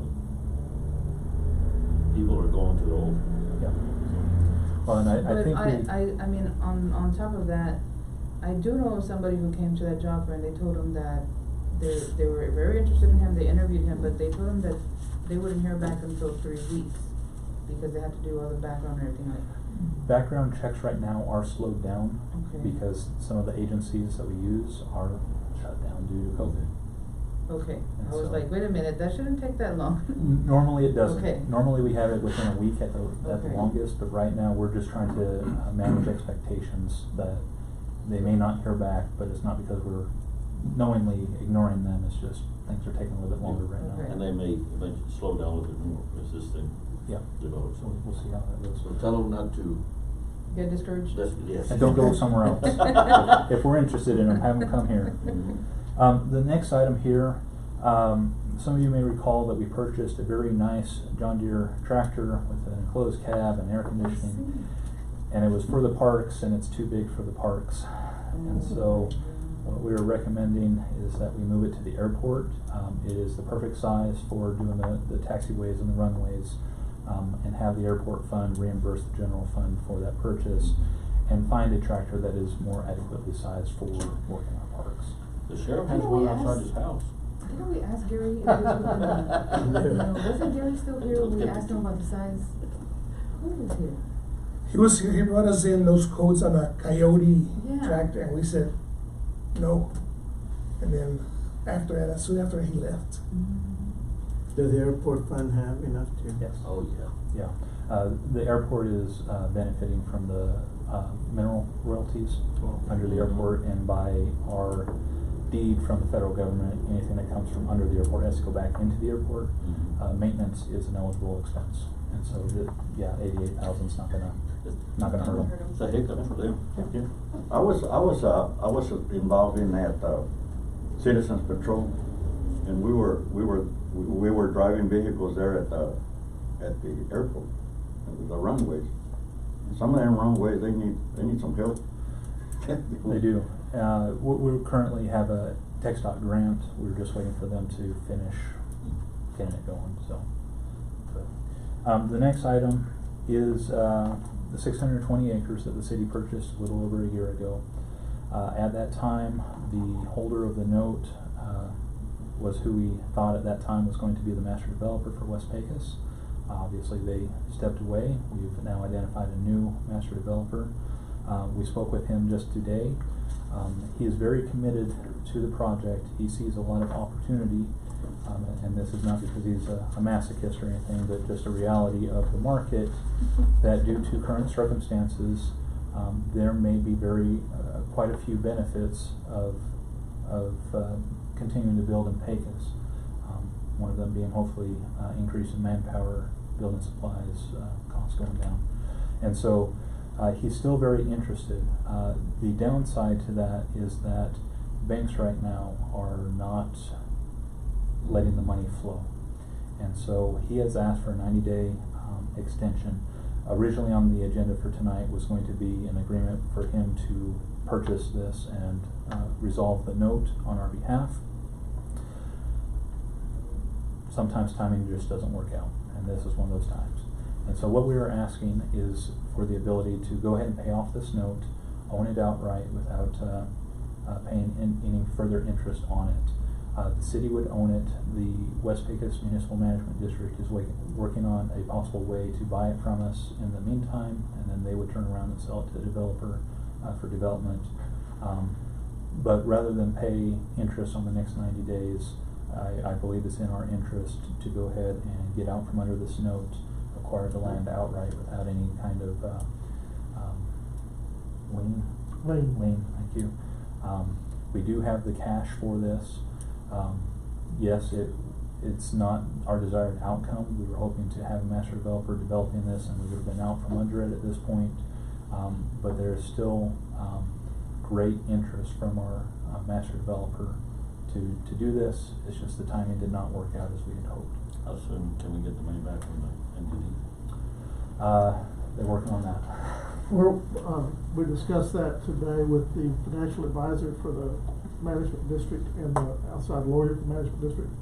We're working on a 90-day plan for the management district to be able to fund the purchase of all the land the city owns, so that the city's made whole and the management district is the one either holding the note or holding the land. I know it's part speculation, but how strong are we at that to get the money back within a 90-day period? They were relatively strong today. They were relatively strong. Because that's $3.5 million. That's It's not a small amount.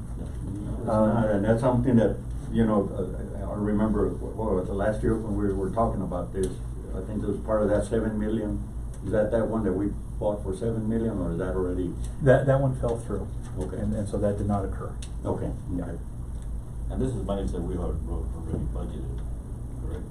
No, this would be part of the budget amendment. Okay. Yeah. Cause that's, going to what we were discussing about the retention money, that could be some money that we could have moved up, but. The idea is to get this money back to the city Yep. promptly and to get the city out of this Yes. project and get it going with the management district. As a worst case scenario, and we certainly hope it would not come to this, but if we're not able to resolve it in 90 days, another possibility is we find a buyer. And we were able to get a very good price on it. If we were to sell it either subdivided or as is, because right now it's just one big tract of land, I still feel very comfortable that we'd be able to get our money back that way.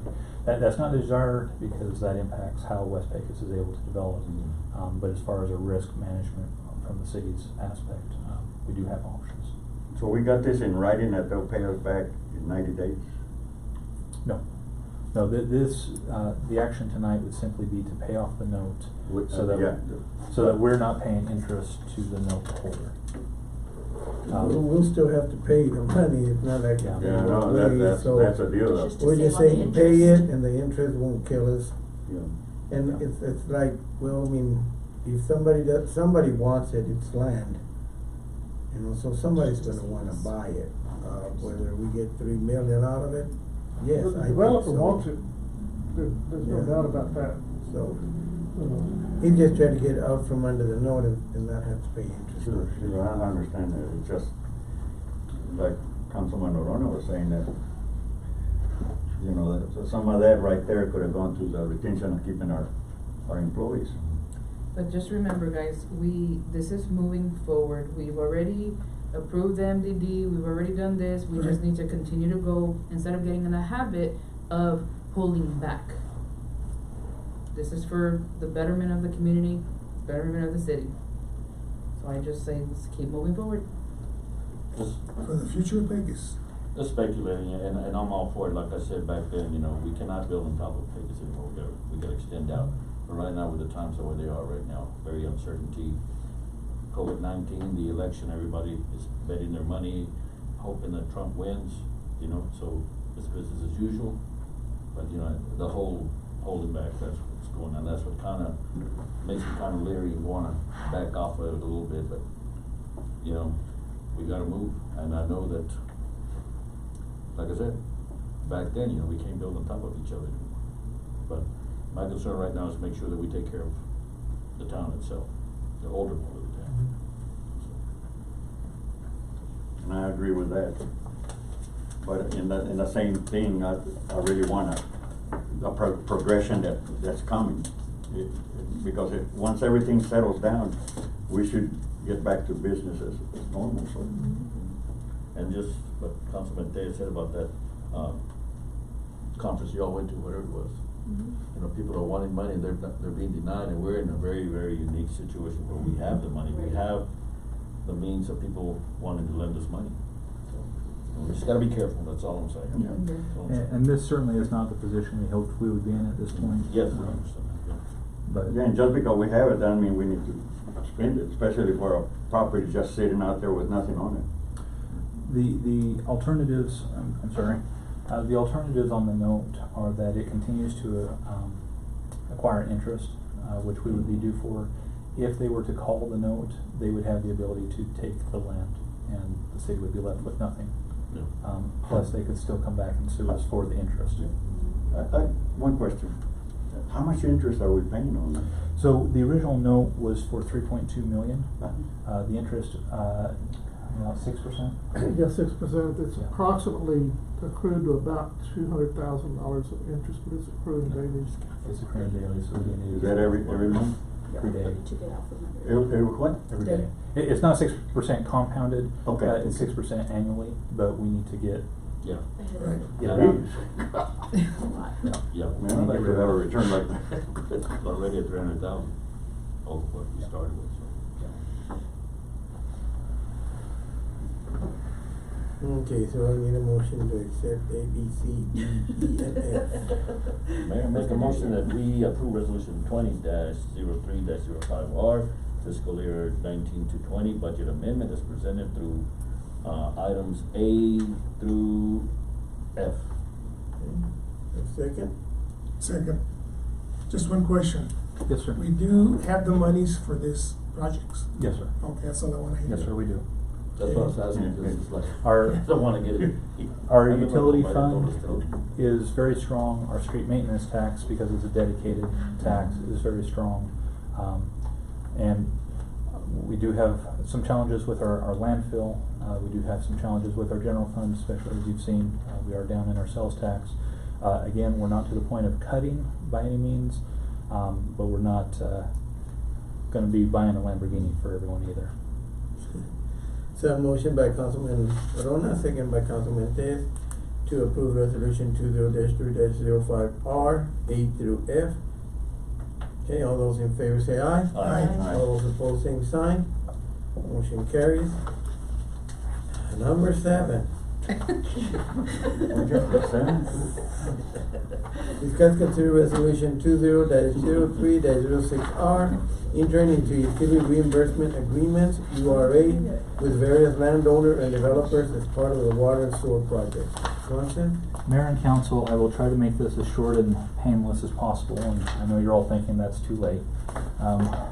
But this is similar to, and actually this includes 1216. We had agreed to do partial payment on the hydrants as well as upsizing the line. We just need to formalize the agreement with them now. This also includes 2 of the developers on the County Road 404, where they will participate.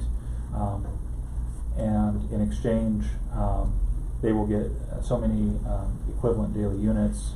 In other words, they get to buy a portion of how much they can flush as part of that.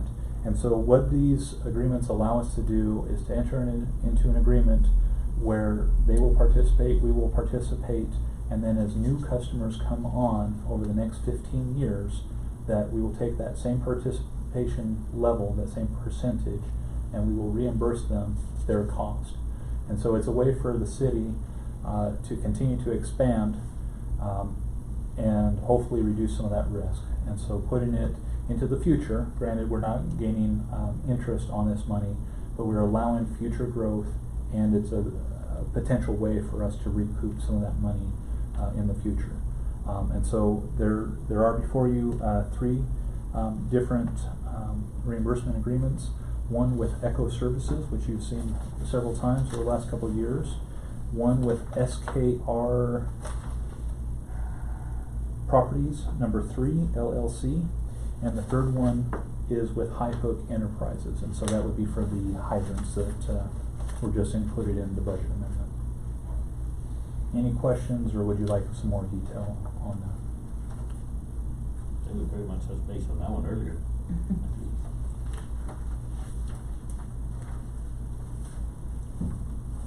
7, 8, and 9 are all basically the same. Item 7, 8, and 9. They're all related to each other, yes. That involves part of 404 and 1216. Correct. And I called it 1216, but in reality it's Allison Crane Drive. But that's where they're connecting. Okay, right. That's where they're connecting, so I figured that's an easy landmark. Did you want a motion on all three? Or do we do it one by one? You can just do it as one motion with the utility reimbursement agreements for Echo, SKR, and High Hook, if you so choose. High Hook.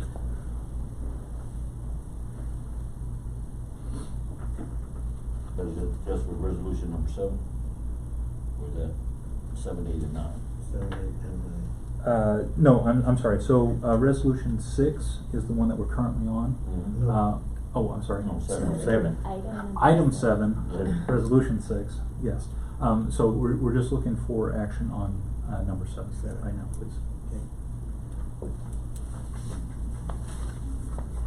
Okay, motion?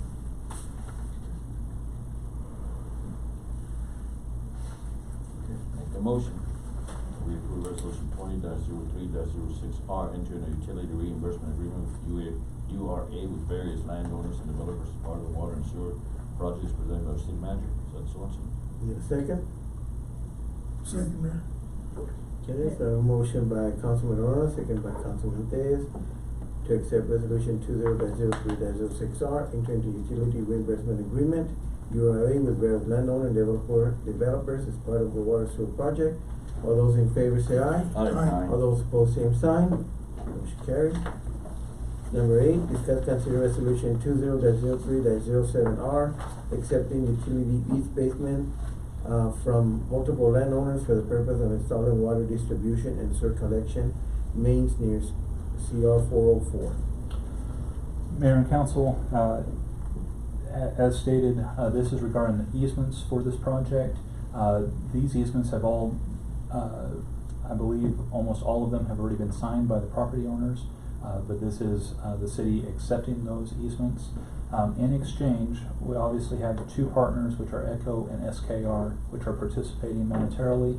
The rest of the landowners were willing to exchange easements for a number of taps, and so those taps have been negotiated, and we do feel comfortable with it.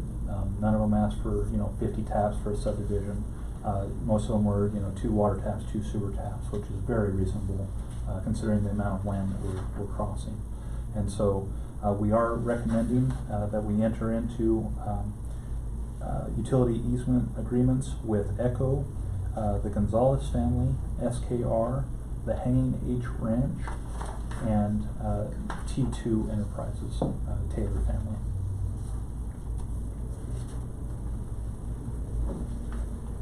I'll make a motion that we approve resolution 20-03-07R, accepting utility easements from multiple landowners for the purpose of installing water distribution and sewer connections mains near County Road 404, as presented by City Manager Seth Sorensen. I'll Okay. second. I'll second. So I have a motion by Councilman Saldana, second by Councilwoman Trujillo to accept resolution 20-03-07R as presented by Mr. Swanson. All those in favor say aye. Aye. All those opposed, same sign. Motion carries. Number 9, discuss consider resolution 20-03-08R, approving participation of providing fire hydrants as part of the water line extension and appropriating funds in the amount of $58,772.80, subject to a utility reimbursement agreement. Mr. Swanson? Mayor and Council, Seth Sorensen, City Manager. You've now seen this several times, including the budget amendment. Thank you very much for passing that. This is simply authorizing us to spend that money and subject to High Hook signing the URA that was just approved by the city. If they don't sign it, we don't participate. Okay, so that was the same as 6D. Yeah, Right? Yes, sir. Okay. Yes, sir. and they are willing, pretty much. Yes, they asked us, they approached us. I make a motion to approve resolution 20-03-08R, approving a participation on providing fire hydrants as part of the water line extension and providing funds in the amount of $58,772.80, subject to utility reimbursement agreement, as per the City Manager. Okay, second. I'll second.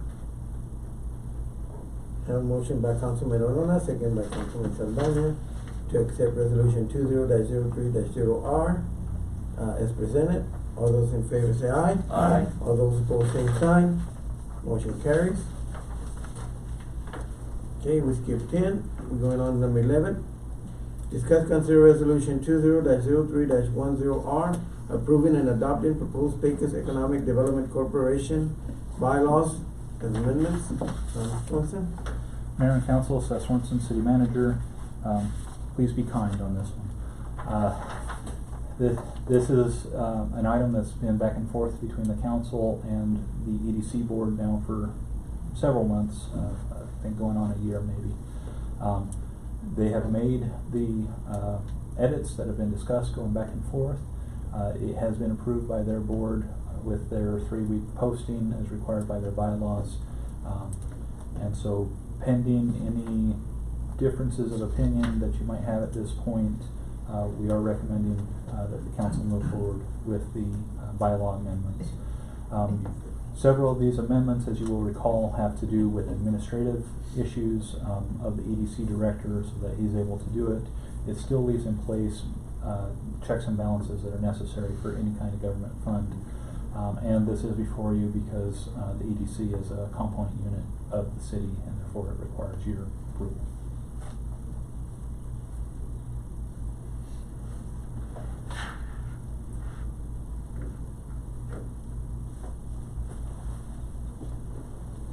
I think you've pretty much added everything that we have brought up before. As far as I know. Okay, need a motion to approve? I'll make the motion there to approve resolution number 20-03-10R, approving and adopting proposed Pecos Economic Development Corporation bylaws amendment as presented by the city manager. I'll second.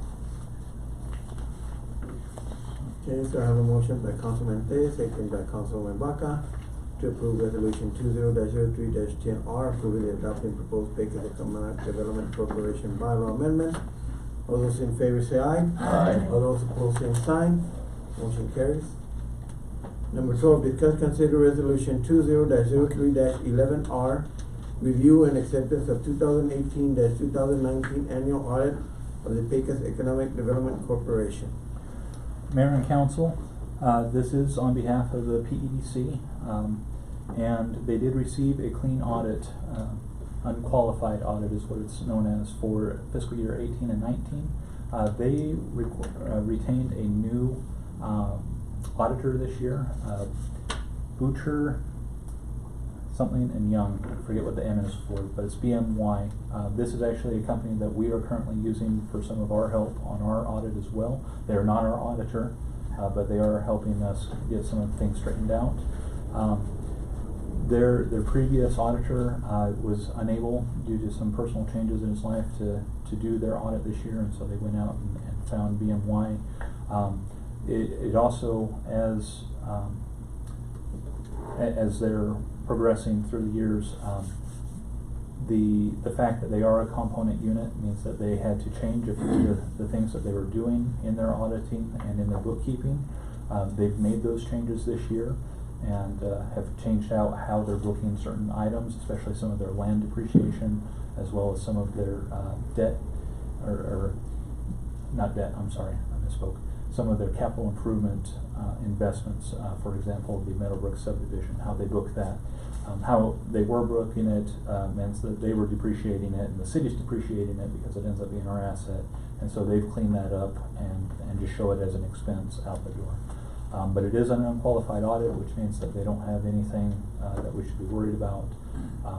And it is presented for your approval. Will we receive a copy of that audit? It is included in the packet, Oh, but we can okay. get you hard copies if you'd like. It's about 20 pages. Right, that's okay. I've seen it.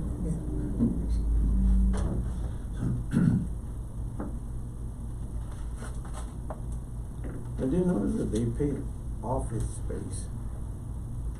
They rent out office space. Right now, they're renting it out to the water district, and I think there are other tenant There may be left, money there. but he was a government agency of some sort, federal government. Need a motion to approve? I'll make a motion that we approve resolution 20-03-11R, review and acceptance of 2018-2019 annual audit of the Pecos Economic Development Corporation as presented by City Manager Cesar Alonso. Okay, the second. Second. Okay, this motion by Councilman Saldana, second by Councilman Days. Accept resolution 2020-03-11R, review and acceptance of 2018 annual audit of the Pecos Economic Development Corporation. All those in favor say aye. Aye. All those opposed, same sign. Motion carries. Number 13, discuss consider resolution 20-03-12R, approving and implementing an employee retention bonus for the month of April 2020 to September 2020 to be paid at the end of fiscal year 2020. Mr. Swanson? Mayor and Council, this is now in the budget. It's met all the criteria for awarding a bonus, and we are recommending that the amount of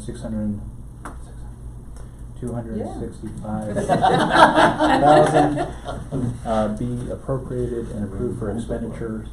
This is written as $200 per employee, but again, having that total amount means that we can prorate that amongst the actual active employees at that time. Would y'all be opposed to, and not to pick on anybody, but would you guys be opposed to, not include department heads on that? Council's choice. I mean, we've done it before, or it has been done before. How many department heads do you have? Actual department heads, there are 8. Minus one because Seth already took himself out. And I'm a department head, but I wouldn't want to be left out. So that's my opinion on that. I mean, I think. Well, let me And I figure don't out vote the on that, calculation. so. It's $9,600 for How those much? 8. At $1,200 a piece for 8 of them, it's $9,600. And then plus interest. I mean, I feel like they work hard as well, and they've been here. I mean, is there a reason why you I wouldn't wanna be left or- out. Right. I don't think, They I wouldn't do want to be make- left out. They do make a substantial amount more than More our than the employees. regular employees, yes.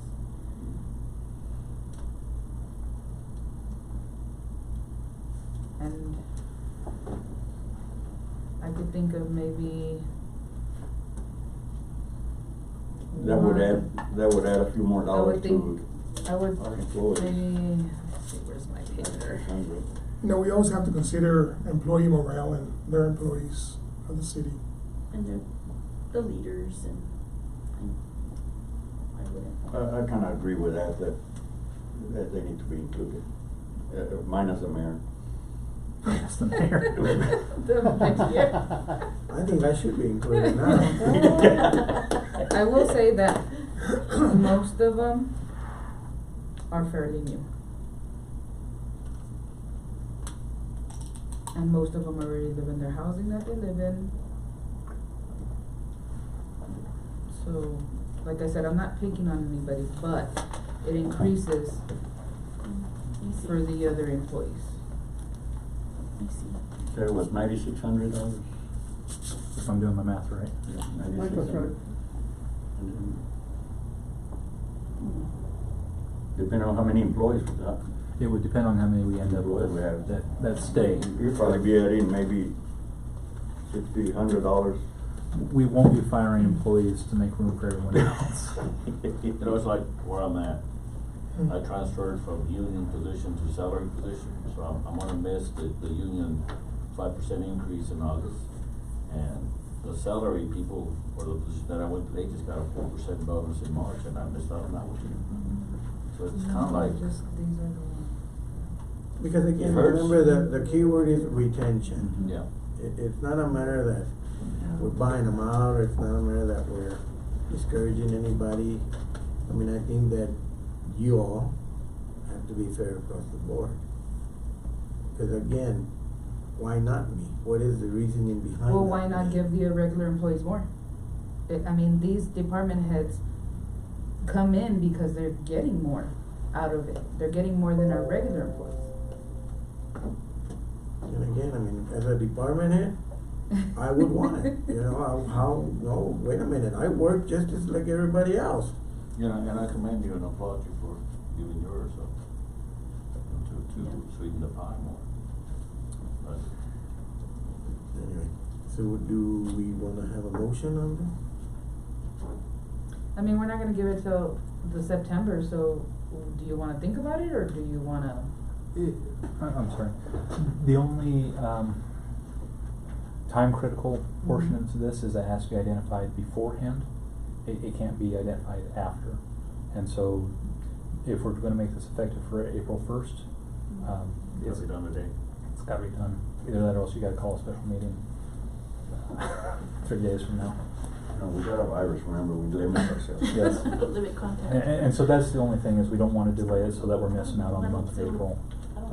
Although we could just increase the dollar amount if we did miss that April. I mean, I see what the both sides of the argument, but then it's like, just being fair, the mayor said. Okay, again, do we have a motion?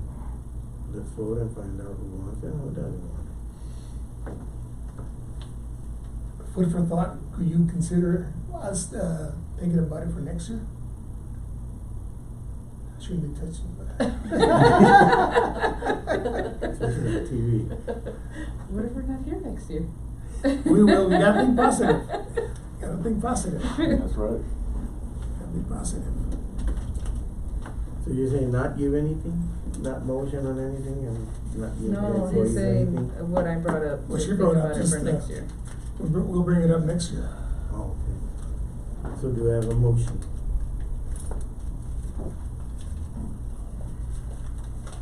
So if we approve this, everybody would get the bonus, right? Mayor, make a motion that we approve resolution 20-03-012R, approving and implementing an employee retention bonus for the months of April 2020 through September 2020 to be paid at the end of fiscal year 2020, presented by city manager. Do we have a second? Second. Okay, so I have a motion by Councilman Rona, second by Councilman Tellez to approve resolution 20-0312R, approving and implementing employee retention bonus for the month of April 2020 through September 2020 to be paid at the end of fiscal year 2020. All those in favor say aye. Aye. All those opposed, same sign. Motion carries. You know, as a council, we don't always agree, but we agree to be disagree. And that is greatly appreciated. Okay, go ahead. Okay, we'll go on to number 15, discuss, consider resolution 20-03-14R, entering in a contract with MBS for engineering services related to the NEQ sewer extension CR 404 project. Mayor and Council, Seth Swenson, City Manager. This one is a little bit of a mea culpa. When we started out this project, as you may recall, we had started with just working with Echo, and at that time we were doing a cost share of the engineering services, and we were under the $50,000 threshold where we bring it to council. As we've brought in another 5 landowners to participate in this, we went above that 50,000 threshold, and so this is a contract with MBS, Mark Brown Engineering, in the amount of $110,000. As you may recall, we had $150,000 left over in our budget for engineering services specifically for this project, and it's we should have brought this to you ahead. But as we were looking at our paperwork and auditing ourselves, we realized that we had not done so. So I apologize for that. But this work has been, by and large, completed, and it is my recommendation that we go ahead and sign this contract with Mark Brown.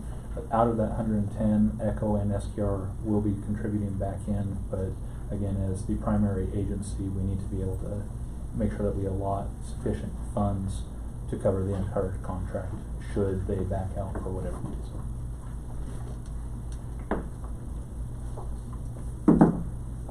Okay, I have a motion. And this is just for engineering? Engineering. He's also been the one that has negotiated all of the easements, negotiated all the URAs, and so he probably did not make money on this one by the time it was said and done, because he's put in a lot of man hours trying to work with these individuals. I'll make a motion that we approve resolution 20-03-014R, entering a contract with MBS for engineering services related to the NEQ sewer extension County Road 404 project, as presented by City Manager Seth Sorensen. Do I have a second? Second. Okay, so I have a motion by Councilman Saldana, second by Councilman Tez, to accept resolution 20-03-14R, entering a contract with MBS for engineering services related to the NQ sewer extension, County Road 404 project. All those in favor say aye. Aye. All those opposed, same sign. Motion carries. 16, discuss consider resolution 20-03-15R. Mayor, can we have a small Break, okay? Small break. Mark, Small break here. let's go ahead and take a small break. We'll continue meeting in about 10 minutes.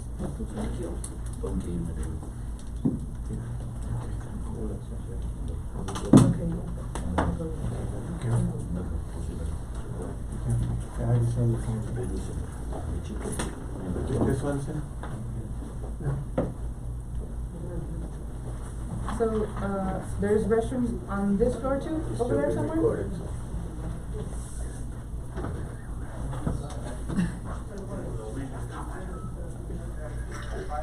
All they're gonna hear is what? Come on, hide up, come. And on TV. Oh, it's still there. Yeah.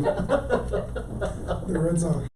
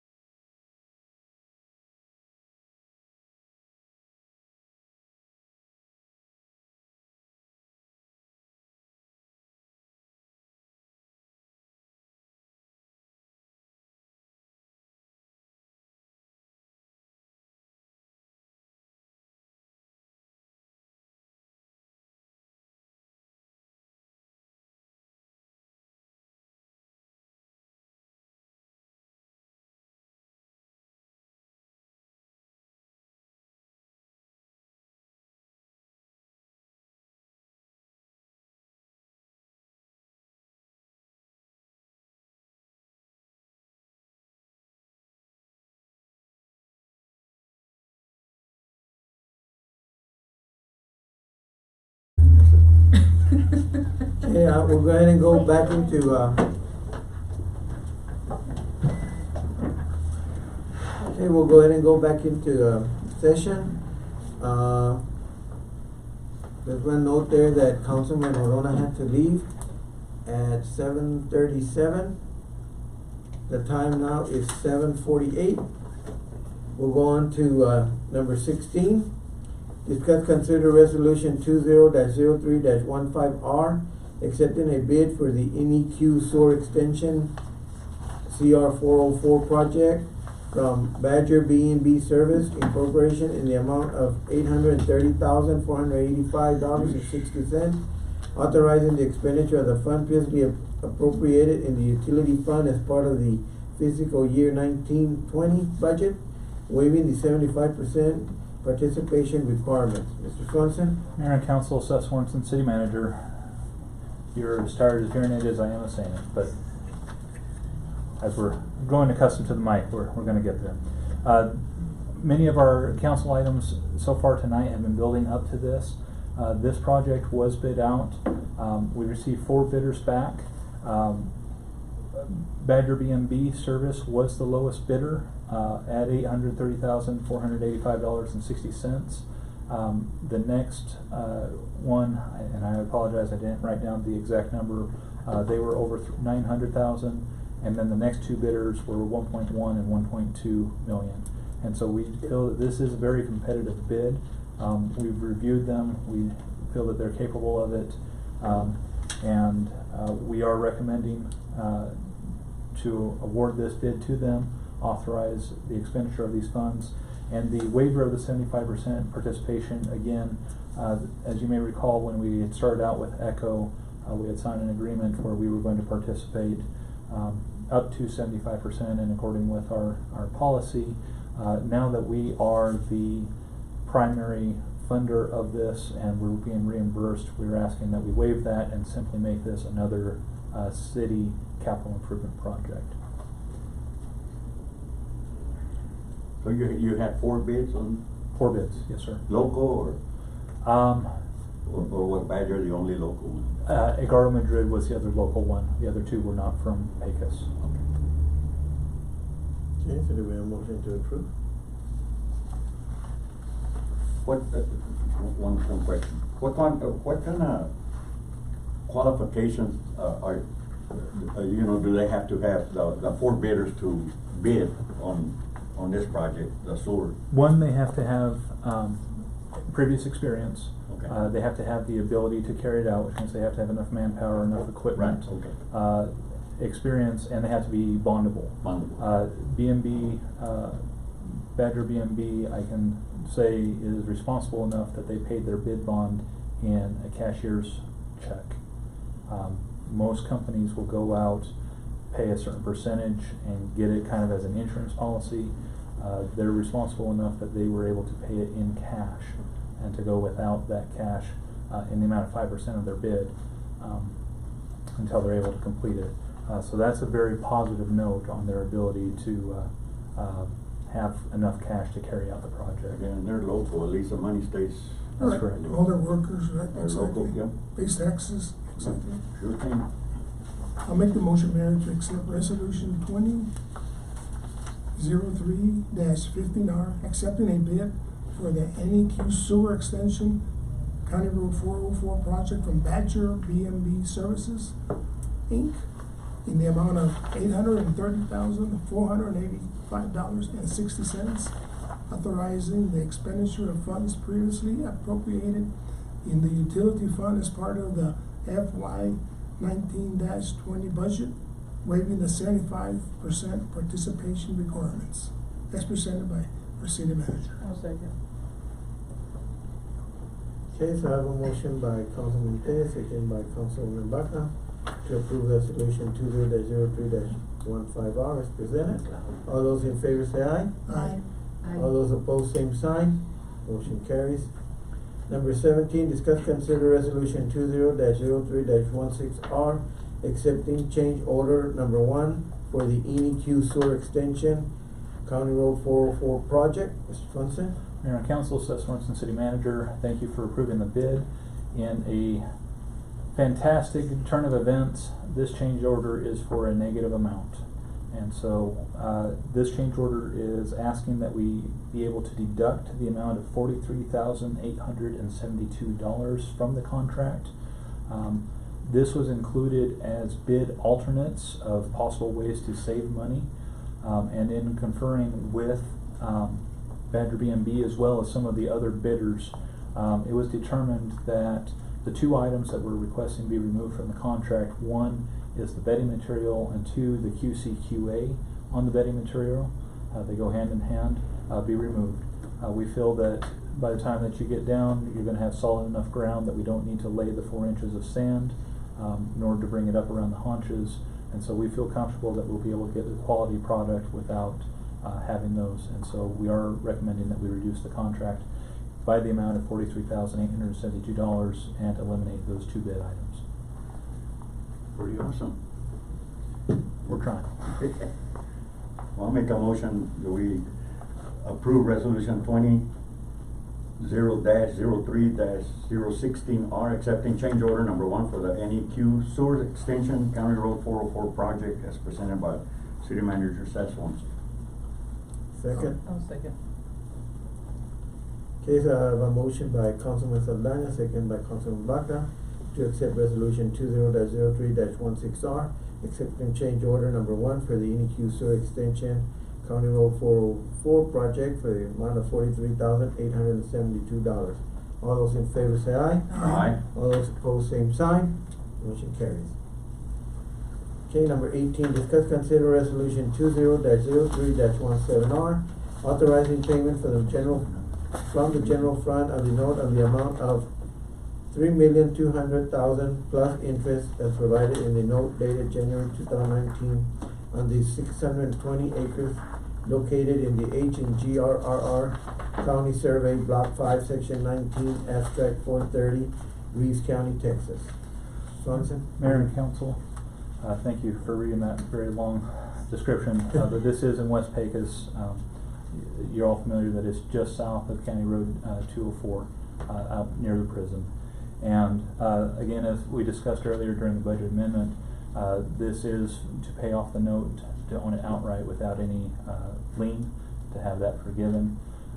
It is written in this way because 3.2 is the cost of the note plus interest. We will have to calculate that based on an agreed upon date between the two parties as soon as we possibly can. As you remember, the budget amendment was for 3.5, not to exceed 3.5 million. And so that final number won't be known until it's calculated, but we're hoping to get this paid off as quickly as possible.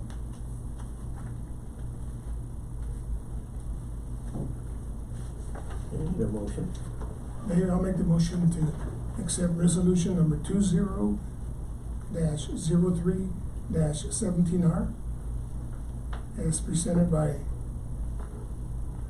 who was it? City Manager Swanson. Seth Sorensen, our city manager. Do you have a second? But you read the, Yes. I'll second.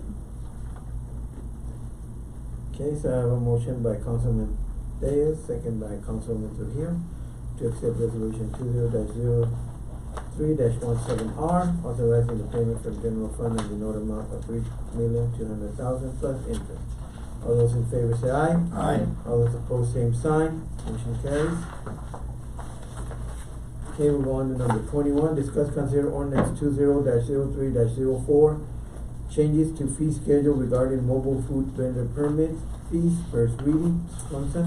And Mayor and Council, I apologize. We actually posted a updated agenda, changing this to a resolution. The reason for that, the content did not change, but according to our master fee schedule, changes to it should be done by resolution, not by ordinance. So because it's not a change in subject matter, it's simply a change in how we're designating it.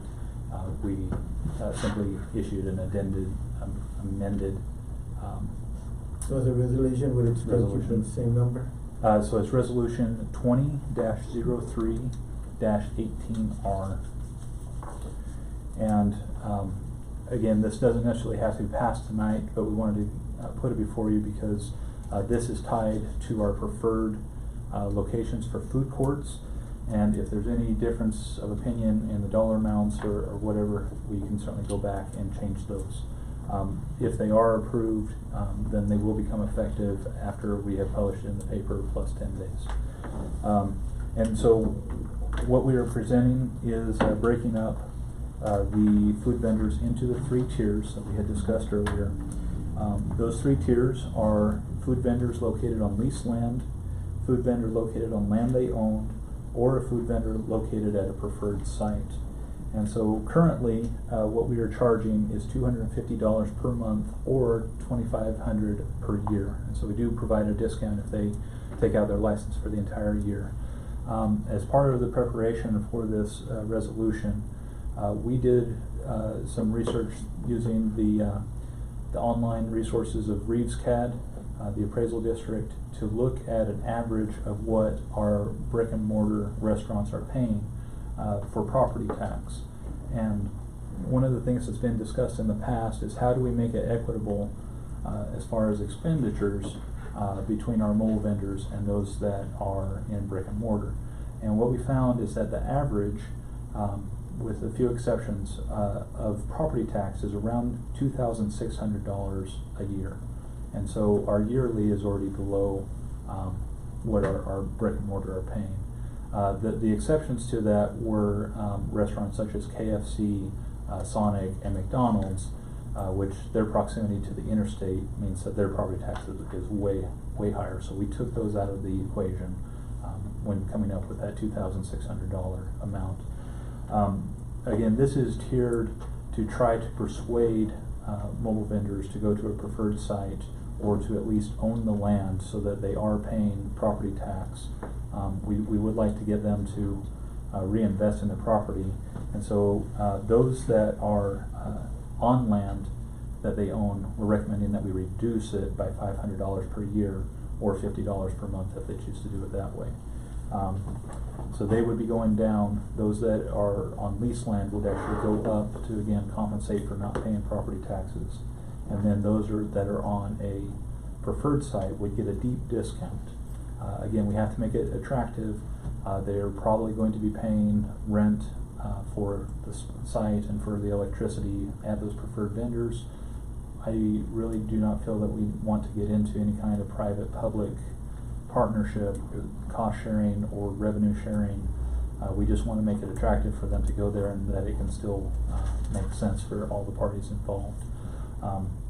So again, this is open for your debate of whether you'd like to see them go up and down, not do the 3 tiers, whatever you'd like, but this is what we have come up with as a possible solution to make it attractive for people to utilize the 3 preferred sites.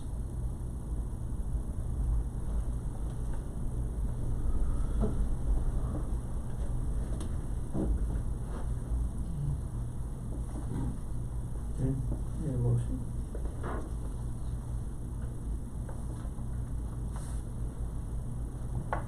So we're making it where the preferred site is gonna be drawing their attention more because of the fee. One other thing will be their fee. It's a lot lower than if you're leasing it or owning the property. Yeah, that's exactly right, Councilman. And we're hoping that as we require these sites to do the site improvement of putting out paving and landscaping and making it attractive, You know, maybe lights and stuff like that, yeah. it will actually increase their property value. And so it may not be a one-to-one trade-off, but we will see an increase on property value to offset the reduction. And we do want to make it attractive for them to congregate at those areas. I'll make a motion that we accept ordinance 20-03-18R. Yes, thank you. Changes to fee schedule regarding mobile food vendor permit fees, first reading, as presented by City Manager Seth Swanson. Second. Second. Okay, so I have a motion by Councilman Saldana, second by Councilman Reyes, to accept resolution 20-03-18R, changes to fee schedule regarding mobile food vendor permit fees, first reading. All those in favor say aye. Aye. All those opposed, same sign. Motion carries. Number 22, discuss consider ordinance 20-03-05, authorizing the city manager and their designees to update the town of Pecos City Employee Handbook. First reading, Mr. Ponce. Mayor and Council, Seth Swenson, City Manager. I will be honest that this one has given me some heartburn. And the reason for that is because I don't want it to be perceived as a power grab by the city manager's office by any stretch of the imagination. We've come up to various scenarios of late, especially with the coronavirus, and as we're working on tailoring our emergency response to situations, not just as the coronavirus, but should we have flooding or an earthquake as West Texas just experienced. How do we designate who falls into what position and what services are essential that they continue regardless of what's going on around us. And those types of policies, based off of my understanding of our current ordinances and our city charter, put the responsibility for personnel management on the position of the city manager. We're in a situation right now where currently the personnel handbook has to come back to the council every time there's got to be a change. And it has to be by ordinance, because when it was originally adopted by the council, it was done by ordinance. And so any kind of language in there, short of putting in an additional ordinance saying that it can be updated by resolution like our master fee schedule is done, means that every time that we have a change, it's got to come back to council. It's got to have two readings. It's not necessarily a bad thing. There are cities throughout the state that do it each way.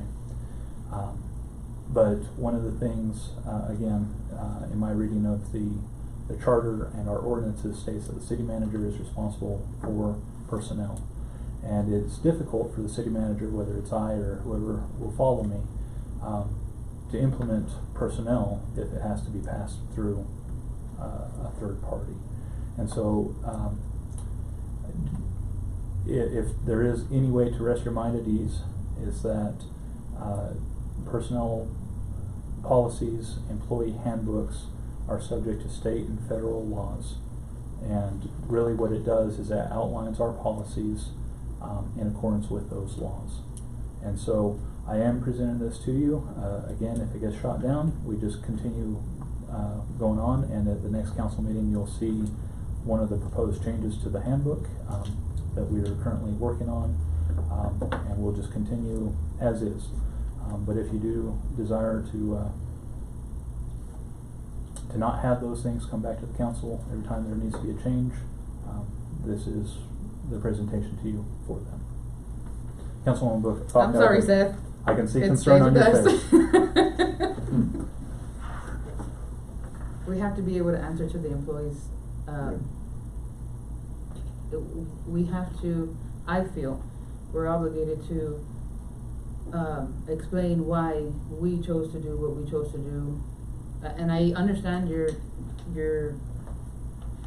interpretation, your presentation, but I feel. And I would propose an alternative theory to that, in that the council can get rid of the city manager, as needed, as desired, but to hold the position responsible for things that he has no control over is unfair to the position. And again, I'm not just talking about me, and I don't want this to be perceived as, well, I want to change all this stuff around. But to hold someone responsible for something that they can't control is not fair to that individual. To be aware of what's going on, the city manager has a responsibility to keep the council apprised of everything that's going on. The ability to direct comes through two different avenues, from the council on down. And this is true of just about any program. One is through the budget process. If the council doesn't feel that there's an activity that should happen or that needs to happen, it's through the budget process. The money speaks, if you would. The other is through the hiring and firing of the city manager. And so if the council doesn't agree at any time with what the city manager is doing with his people, then it is certainly in their prerogative to make changes, whether it means giving them a talking to or showing them the door. And so, in my reading, again, this is my interpretation of the charter, which states that personnel is the responsibility of the city manager. If I want to be held responsible for it, then I need to be able to make those changes as fit. And as you make those changes, we, the council, get to see them? So, and it could simply be added during the second reading and now as part of a motion to say that changes should be presented to the council anytime they're made. Keeping apprised is different than asking permission or enacting it as law. And that is one of the additional things about having a handbook as an ordinance, is it means that it is a law of the city of Pecos. Which means that there is no gray area ever. It means it is black and white and you will follow it by the handbook. The problem with that is that it's like all laws.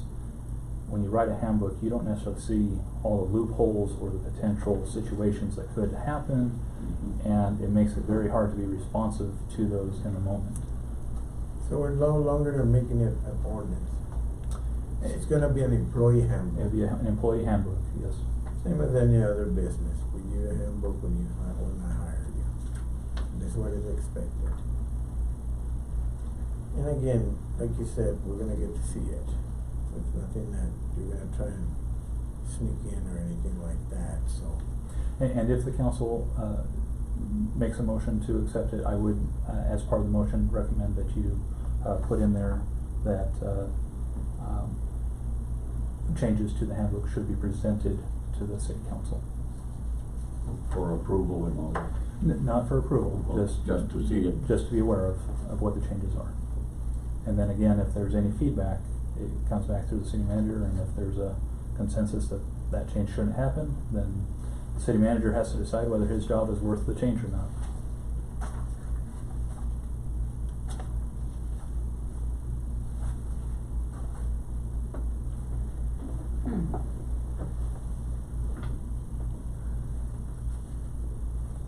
Motion? No, I think it needs further discussion, especially since Mr. Orona's not here. Yeah, I agree on that. So that we can get different feedback. So, you wanna table it? Yes, I Let's think let's table it for them. Do we have a full court? Yeah. Okay, we'll go ahead and table number 22, Mr. Thompson. Oh, no, Mr. Orona's here. Councilman Orona, sorry. Okay, is there any reason to go into executive session? Mayor's Council? staff has no. Go ahead, no separate. items to present. City attorney has no executive session. Alright, discussion items for next city council agenda? I've been approached by some of our, I'm sorry. Would you wanna go into executive session just for a moment? I'm asking. Yeah, I wanted to discuss something. Okay, let's go ahead and go into executive session. Under Texas Government Code 551-071, 551-072, 551-074, 551-087. I guess we'll stay here, huh? And Time Mayor- is 8:12 p.m.